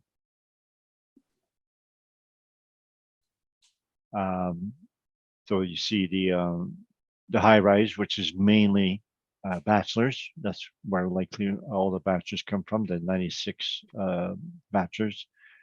And the 2 to 4 bedroom units would be the row housing. They have it towards bottom, and the one at the bottom left would be likely the 4 unit ones if they have a residential one. The next page is another aerial photo. All the parking at the bottom does not belong to them. So that's for the shopping center that's right behind them. So the parking they have is right in the middle of the complex. To the left of the tower is the tennis court for the Maury Village. That's the one that's leasing office, and the tennis court for the Maury Village 3035, 130, 141 Strauss. So they have a lack of parking also. And then the next page, page 3, gives you the townhouses, which would be the wood frame with wood fences, etc., which would be the higher maintenance type property. And these type of properties would merit the higher cap rate. And then the next page is again the photos of the townhouses. Yeah, and then we see the fences they have around them, which has to be maintained, and some more photos. Did a lot of work on the photos. Then we have the high rise, and there's a daycare, and that's the part that's exempt, which is not disputed. And then page 786, we show that some of the windows are open. There's a lot of open windows. There is some wall air conditioning, or actually window air conditioning. Sometimes these properties, the tenants put in their own wall air conditioning, so it appears some of the suites do not have air conditioning. And if they do, some of the windows do not, so they may have one air conditioning in one bedroom or living room and not in the other rooms. So it's a low quality air conditioning. Then we have the aerial maps following page 8 and 9 of that. So probably can now go to the income approach. So we start page 13. We accept the rents. So we say the GFA per suite is small is some 44 square feet per suite. Then the cap rate is shown, the 60 to 98 and the 80 to 98. And then so the high rise should likely be in the 60 to 98 because apparently they increase the year built simply for the renovations to the daycare. So it should be a base of 5.5. As other comments, building type is masonry high rise for 73%. Wood frame row housing is 26.9. I get these square footages from the assessor's website on the building details, which we'll go to later on. The building amenities, social housing, no amenities, increased risk profile. And I say age 1987, it's actually 77, so it's 44 years. So no history of economic profit. Interior suite size is one of the major factors. GFA, including the basement and the corridors, is some 44 square feet. So the townhouses will not have corridors. High-rise wood. There is some basement in the row housing, and there's not that much. I think the assessor's first page indicates they indicate that there's 4418 square feet. So there's not that much basement. Parking is poor, is only 37%. So based on the physical features, such as suite size and lack of parking, it merits a higher cap rate. And then you add the fact it's social housing and wood frame for the row housing on top of that. So the next page, page 15, is the income approach. You'll see that we don't dispute the rents. So on top of the page, we show year built 1987, that's wrong, should be actually 1977. Then we show the square footage that we get from the assessor's website on the building details. So the 11-story masonry is 79,298 square feet, and the 2-story wood structure is 29,000. And you put the two together, 108,000, that's some 44 square feet per suite, which is small. And the parking is 54 suites, 54 parking stalls out of 146 suites. There's only 37% parking. So we don't dispute the rent expenses. So we dispute cap rate only. So we show each income stream. So residential 1 and 2, we show the net income the assessor has, and instead of applying the 5.15 cap rate, we apply the 6% cap rate. And that's where we get our values 384 and 10,008. So their NOI and our cap rate. The appendix, we have some excerpts about the cap rates for affordable housing, social housing, as budget quality, etc. should be higher. We have decisions from municipal board, a couple of decisions where the board agreed to put the premium to MHRC properties due to being social housing. Then the square footage and all that will show up on page 27. So we start off with the assessor's data. 27 doesn't show much. Page 28 has the square footage at the bottom. And you'll see that they have the building 1 to 4, and they show the basement, buildings 3 and 4. Then it shows building 1, which is a concrete high rise, 79,000. So that's where we get the square footage for each type that shows up in our spreadsheet. So then the page 12, no, not 12. After page 29, page 30. Yeah, that's a building detail. So the assessor has each section. And that's where I saw the years for each section was 1977. So the high rise is shown first. This is concrete frame, 1977, 11 stories. They have 2 parts, concrete frame, 1977. And the rest are all wood frames, and they're all 1977. And some will show basement, some will not. And then the total basement is shown in the previous page in the assessor bottom of the income approach. And the last page, page 31.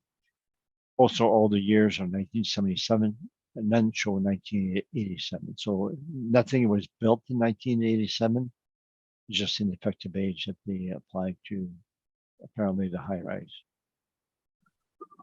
So that's where I got my information. That shows on my spreadsheet for calculation of the suite sizes, etc. And that's my report. Thank you. Thank you. Mr. Wong, questions for the applicant? No questions. Thank you. Ms. Davidson? No questions either, thank you. Thank you. Mr. McIntyre? One question, I'm just curious, all of your pictures at the bottom show 2730 Ness Avenue, which is the last property on this docket. Is that an error? What pictures are you referring to? Oh, Page 8, page 2. oh, the footer. Yeah.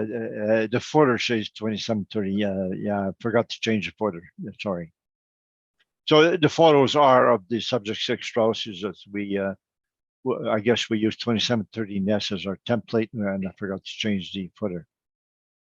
Okay, thank you. That was my only question. Thank you. That was my only concern as well. Desire for summation, Mr. Assessor, No, thank you. Mr. Applicant? No, thank you. Thank you. Bring us to item 5, 234 Moray.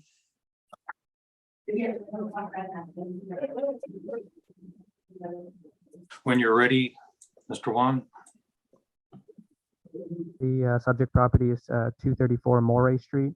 The roll number is 070-758-05000. The file number is 22-1791. This is a residential apartment block that's 3 stories high. It was built in 1963, and it has 30 suites with 30 outdoor parking stalls. I do have a recommended revised value on the bottom of my page 1, but we can get to that a little bit later in the brief. Well, before you do that, were you aware of this, Mr. DuPont? Let me check my value. No, I don't accept. Yeah. Okay, Mr. Wong, proceed, please. If you go to page 3 is a picture, has a picture of the subject property with its location.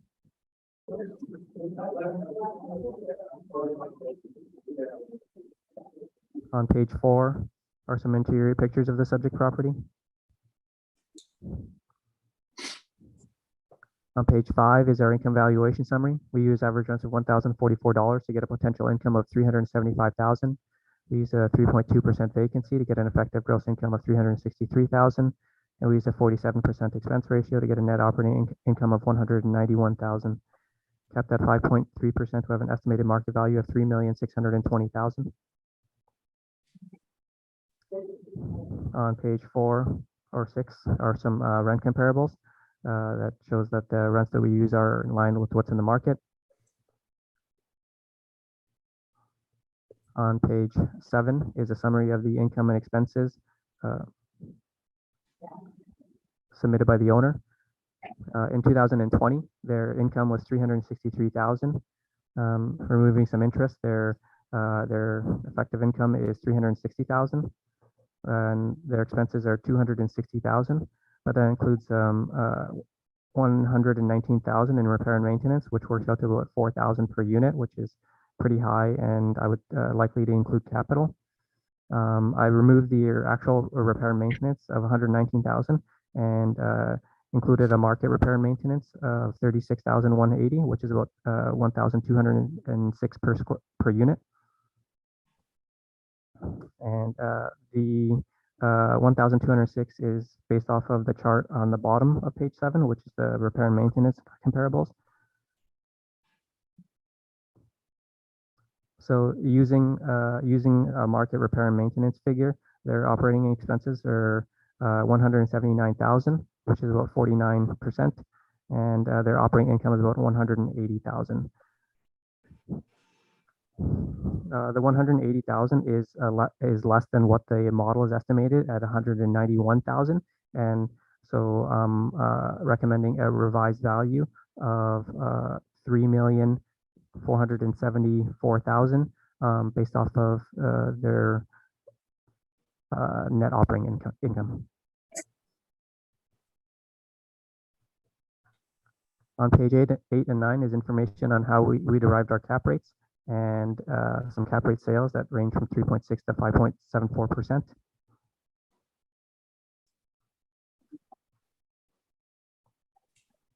On page 11 is the income statement provided by the owner.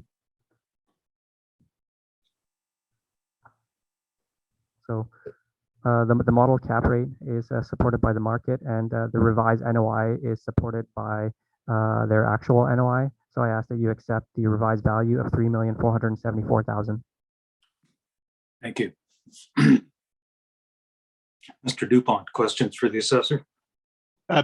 Page 7, where you get 1206 average repair maintenance for 4 properties. Do you know what rent level they have for those 4 properties? I do not. So would you agree the repair maintenance is usually aligned with the amount of rent? So the higher the rents, the higher the repair maintenance? That's a possibility, but I'm not sure. So would you agree your 1206 repair maintenance per suite is not site specific? The site specific number is not very indicative of what they're actually spending in terms of repair and maintenance at 4,000 per unit. So like I said, my experience with the repair and maintenance figures are maybe about 500 or 600 to about 2,000, and using 1,206 is kind of in the middle, and I think it's reasonable.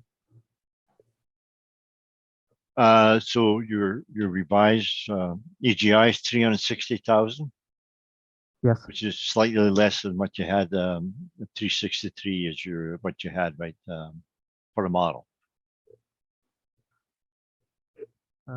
yes. That's all questions I have. Thank you.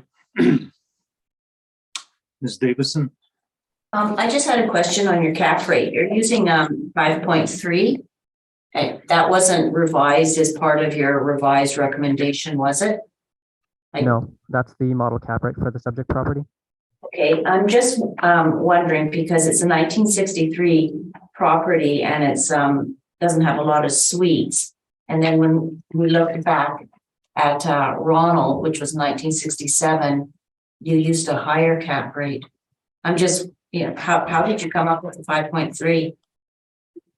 The 5.3 is a model figure. So the modelers take all the sales information that we have, and they compare it to, I guess, all the building attributes, and the values are estimated that way.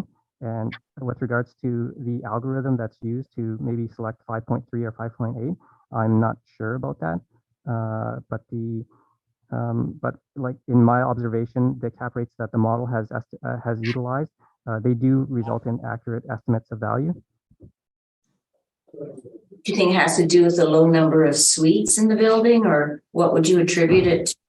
It could potentially be due to the size of the building and it being a little smaller than the building that 200 Ronald.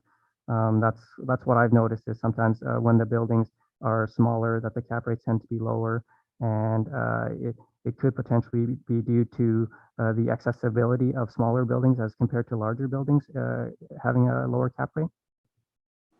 Okay, thank you for that. Thank you. Thank you. Mr. McIntyre? I have no questions. Thank you. I have no questions. Desire for summation, Mr. Assessor? No, thank you. I have to give my report first. I'm sorry, Mr. Dupont, I've done that again. Yeah. Please proceed. My page 1 has the photo, shows it quite plain from the exterior. It's an old building. Now on the summary part, I made typos there. I kept it at the 2020 assessments. So you can disregard that. So it's not assessed at 3,000,001, it's assessed at 3,000,006, etc. So I'm sorry for the mistake I made there. So then we can go to the cap rate portion.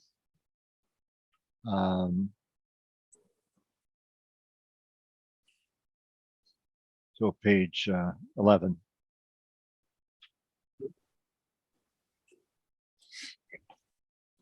So for the age group 60 to 98, low rise 5.5. And that matches our cap rate study. And if you recall the assessor's rebuttal evidence that for that age group, most of the cap rate that they had, even those they said unusable, supported that cap rate. And then at the bottom of that table, or bottom of that page, I show the cap rates that the assessor used for this docket. So the 4 Strauss properties are shown there. We show the year built. We show number of suites. So the first 2 have 5.5 cap rate. Then the next one, 130 Strauss, is 5.3, about the same amount of suites.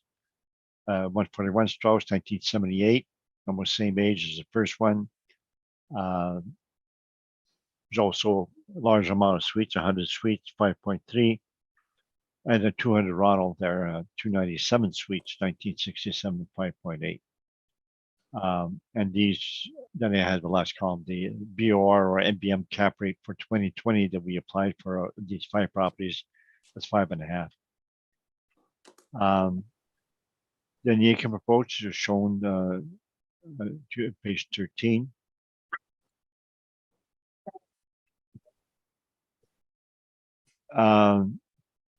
Show the rents that it has, line 1, and the discounts it has, the vacancy it has. They're pushing the rents. Line 3 at 1,076 per suite for 1963 building is quite high. So they're much higher than its age indicates, mainly because K4 is doing the higher than normal repair and maintenance, and they're pushing the rents, and they do very good repair maintenance on turnover of the suites. So line 13, we're 363 stabilized versus the assessor 363. So we're very similar. So we don't dispute that. Expenses, we stabilize the normal way for every item. And the one that's given more analysis, the repair and maintenance, so we stabilize at 2166 per suite. We have the under remarks to the 2020 were settled 2,000,007 with 5.5 cap. NOI is shown 151. Repairment is 1850. We're now higher, but then we have different rents and different levels of repair maintenance. So the next page is the repair maintenance, page 14. So there again, the first 4 items in red are usually capital in nature unless they're repairs. We did not use any of those in our stabilized. We allowed the windows and doors at 5 years, the parking at 5 years. We allowed everything at 5 years except plumbing. So there's 44,000 in 2016 that we disallowed. It's much higher than the other years. We disallowed that. The 2020, it's high for remaining repair maintenance. It's all those that are not shown at other categories, and we did the average, excluding 2020 on that. So our stabilized repair maintenance at the bottom is 2166 per suite. The actual average for the 5 years was 2529 after excluding the capex, the waste and stow, and the professional fees. They have professional fees on top. these are the fees that they would hire, I guess, to do some of the repair maintenance, etc., which we disallowed.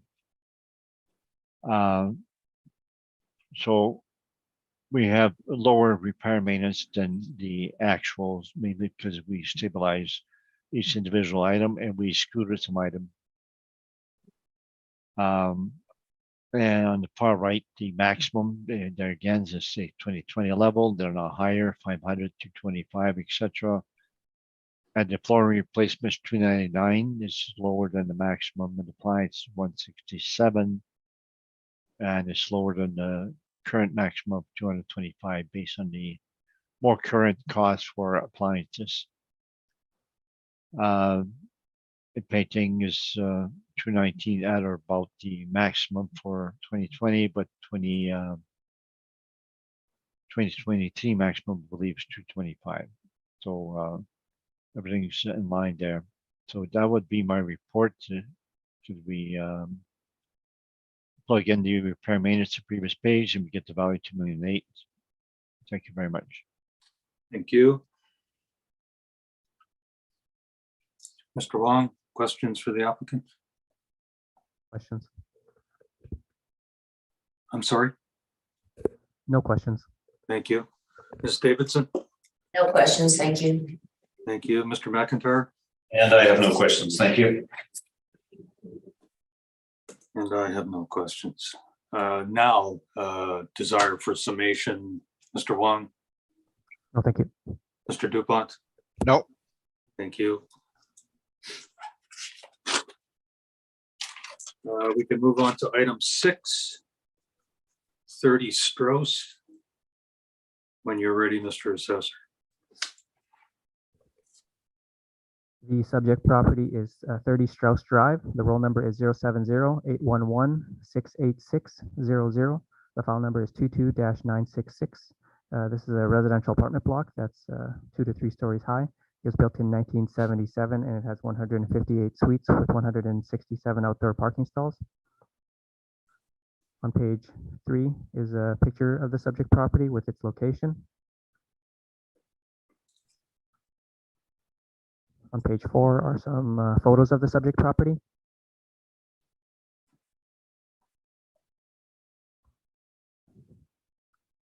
On page 5 is our income valuation summary. We use average rents of $1,051 to get a potential income of $1,994. Excuse me.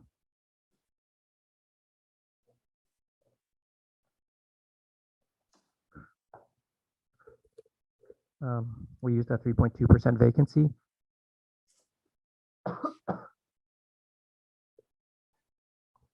We use a 3.2% vacancy to get an effective gross income of $1,930,000. We used a 45% expense ratio to get a net operating income of $1,060,000. Capped at 5.5%, we have an estimated market value of $19,280,000. On page 6 are some rent comparables showing that the rents we've used are in line with what's in the market.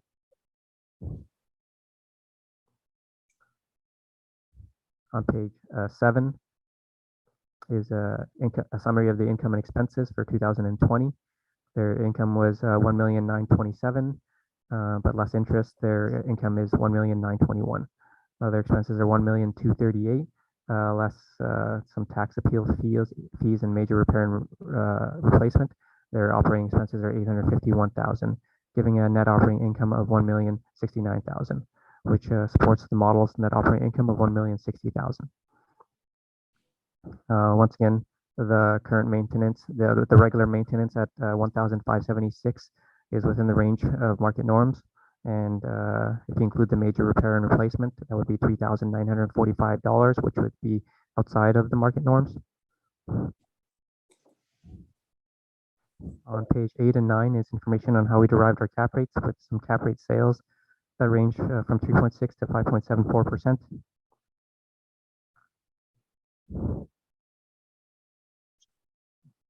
And the remainder of my brief is the income statement provided by the property owner.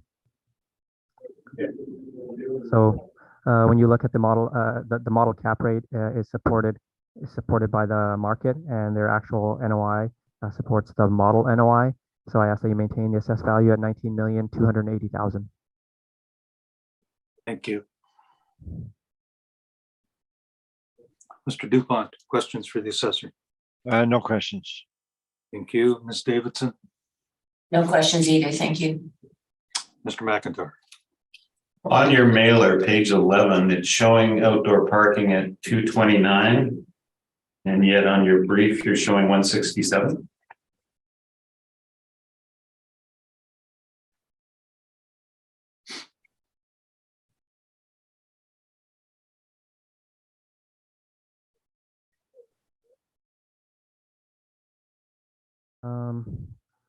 We may have to double check that, but I get the feeling that they might be, the 229 might be including parking. They might not allocate the parking amongst all the Strauss properties as we've allocated it. So that might be what's the difference in this case. Okay, thank you. Thank you.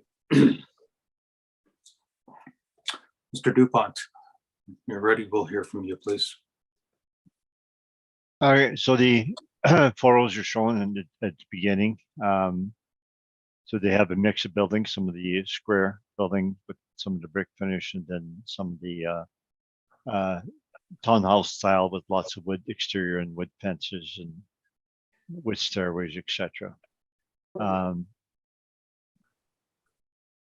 Then we have the aerial photos, and we can go to the income approach or the cap rate. The cap rate page 13.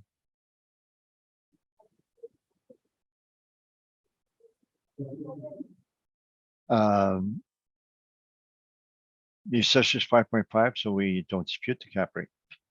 So we accept the cap rate there. So the next page is the spreadsheet for the income approach. So that you'll see the revenues. They have some discounts, they have some vacancy. We stabilize vacancy at 3.2, slightly less than 2020. We stabilize bad debt a 3-year average, slightly less than actual.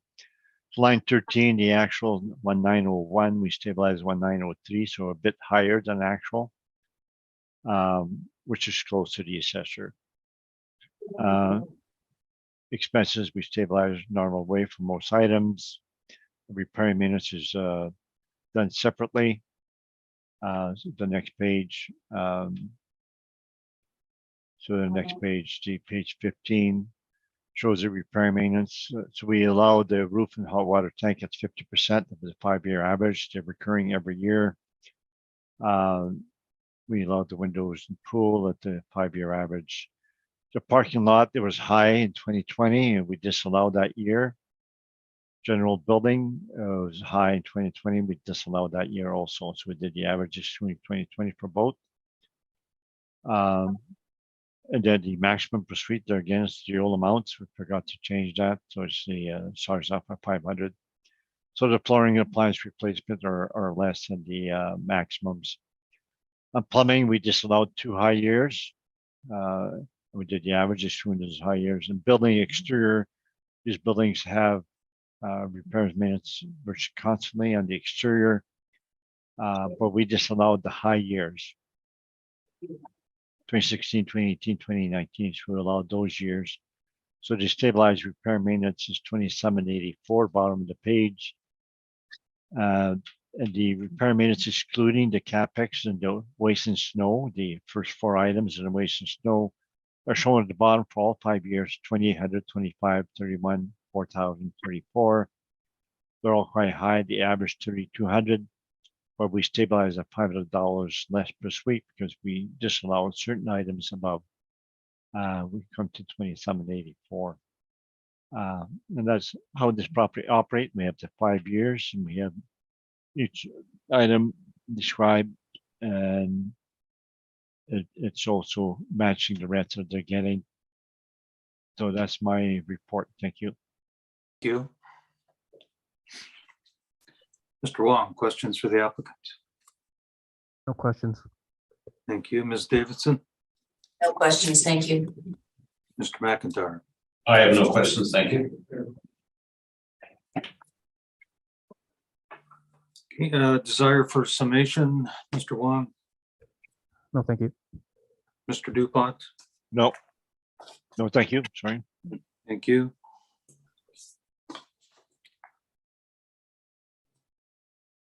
So let's move on to item number 7, 141 Strauss. When you're ready, Mr. Wong. Okay, the subject property is 141 Strauss Drive. The roll number is 070-812-00100. The file number is 22-971. This is a residential apartment block that's 2 to 3 stories high. It was built in 1978 and has 112 suites with 142 outdoor parking stalls. On page 3 is a picture of the subject property with its location.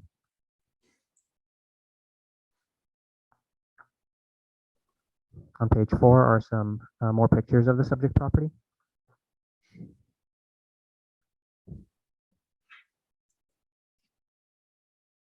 On page 5 is our income valuation summary. We use average rents of $931 to get a potential income of $1,251,000.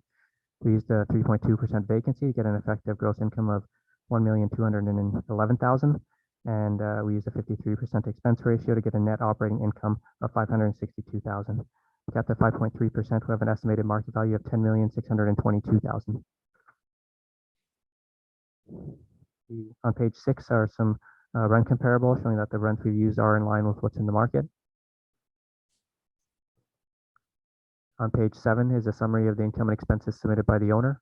For 2020, their income was $1,339,000 and their expenses were $1,094,000. But removing the tax appeals and major repair and replacement, their operating expenses are $626,000 and they're giving an NOI of $713,000. This supports the model's net operating income of $562,000. Once again, at the bottom of page 7, the maintenance at $1,805 is within the range for market norms. If you include the major repair and replacement, the cost per unit would be $5,786, which would be well outside the market norms. On page 8 and 9 is information on how we derived our cap rates with some cap rate sales that range from 3.6 to 5.74%. The remainder of my brief is the income statement, the questionnaire supplied by the owner. So the model cap rate is supported by market sales, and the actual NOI is supported by the actual NOI supports the model NOI. So I ask that you maintain the assessed value at $10,622,000. Thank you. Mr. Dupont, questions for the assessor? No questions. Ms. Davidson, No questions, thanks. Mr. McIntyre. I have no questions. Thank you.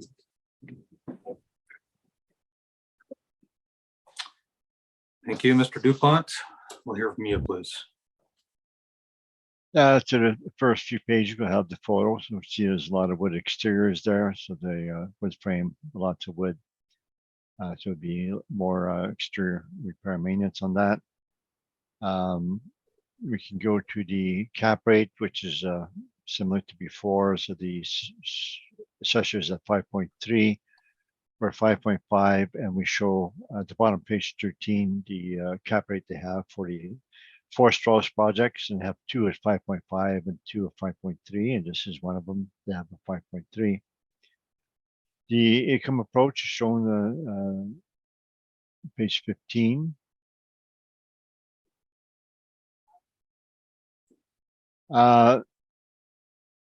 So we show the revenue and expense. We use the assessor vacancy 3.2, line 13. 1259 is what we have, which we're higher than the city. Expensive, we stabilize in normal way. The repair maintenance is stabilized at $25.93 per suite, and that's shown on page 16. So we have the spreadsheet, the repair maintenance. Shows the hot water tanks, we stabilize at the 5 years times 50%, and windows and doors 5 years times 50%. They have those expenses each and every year because it's a multi-building project, and shingle roof, lots of hot water tanks, and and on the next items, we stabilized at the 5-year average, except for building exterior. There again, we took the 5 years multiplied by 50%. So somebody buying would know they would have to do exterior building exterior because the way the property is built. But we allowed only 50% of those expenses. And the flooring and appliances are within the maximums. So we stabilized repair minutes $25.93 per suite, based on the 5-year history and stabilization of each item. And that's my report. Thank you. Thank you. Mr. Wong, questions for the applicant? No, thank you. Ms. Davidson, No questions, thank you. Mr. McIntyre. I have no questions, thank you.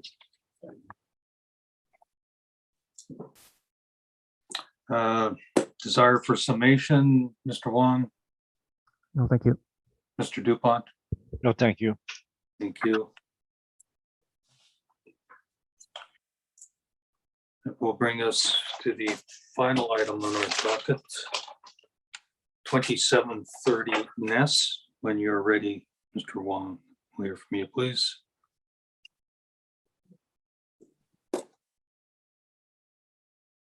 The subject property is 2730 Ness Avenue. The roll number is 070-716-17100. The file number is 22-1452. This property is owned by Manitoba Housing and Renewal Corporation. So we will be using market parameters to try to estimate the value for the subject property. This is a residential apartment block that's 3 stories high. It was built in 1971 and it has 48 suites with 15 outdoor parking stalls.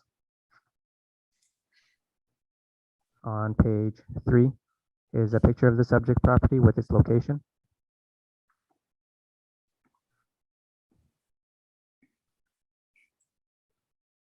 On page 4 is our income valuation summary. We use average rents of $671 to get a potential income of $386,000.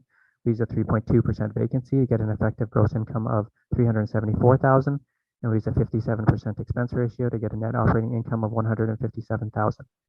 Capped at 5.05%, we have an estimated market value of $3,124,000.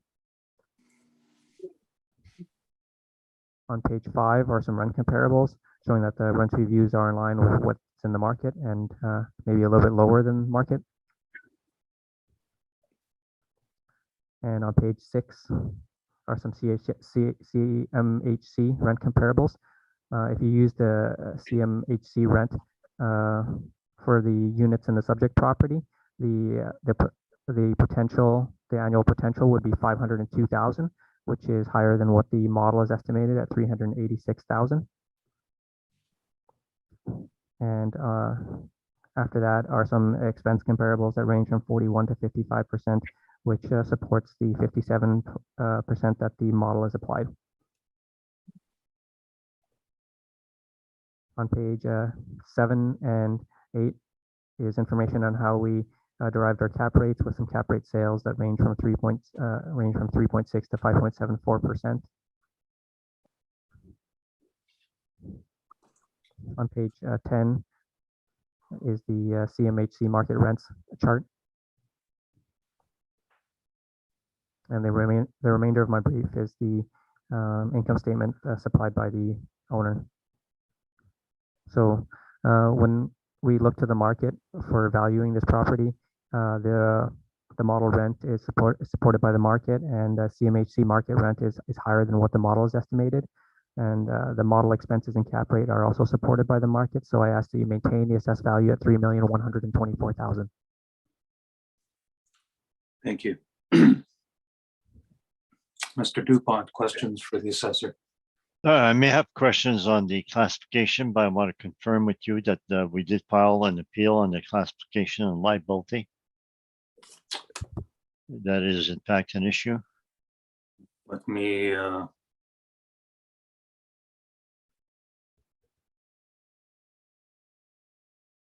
We get to the agenda. Mr. Robertson, There is on the assessed value that is currently listed on this.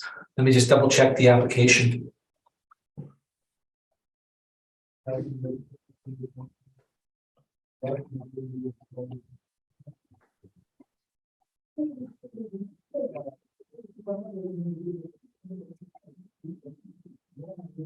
No, the application has some amount of assessed value seeking decrease checked off and nothing else. that's all we can deal with, Mr. Dupont, is the Yeah, assessment. okay. Okay, fine. So the photos it shows it's St. James Legion. I have a close-up photo to show it's a Legion, therefore it's for seniors and it's for nonprofit and should be 40S school exempt. And so we got some more photos, and then we go to the aerial photos and et cetera that we have on this. So the income approach is that we page 10. So we dispute cap rate.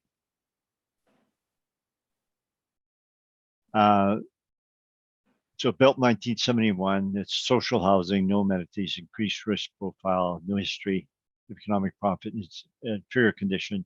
Parking exposed only a third. Suite mix is poor, is 91.7% bachelor suites.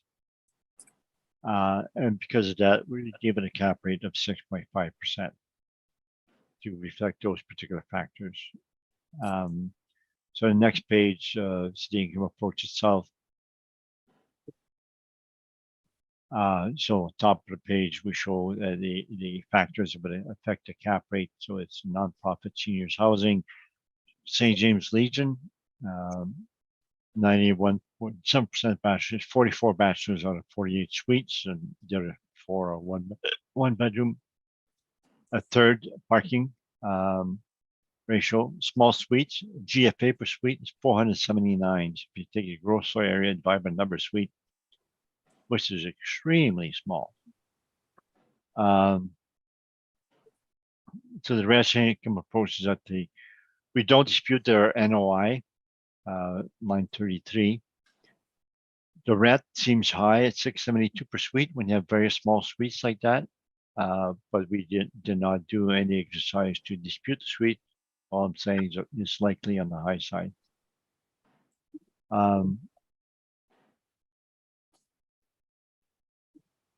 The comments is I went through that before, and then the appendix we have the same thing as we had for 6 Strauss, the excerpts on affordable housing and the decisions of the municipal board giving cap rate for social housing or budget housing. This one we have the extra factors of the low parking and small suite size and bachelor suites. So that's my report. Thank you. Thank you. Mr. Wong, questions for the applicant? No questions. Ms. Davidson, No questions, thank you. Mr. McIntyre. And I have no questions, thank you. Thank you. I have no questions. Desire for summation on this property or on the properties on the docket in general, Mr. Wong. No, thank you. Thank you. Mr. Dupont. No, thank you. Thank you very much. Thank you for your presentations today, gentlemen. We have heard all the items that are scheduled, and this hearing is now adjourned. Thank you. Thank you. Have a good day.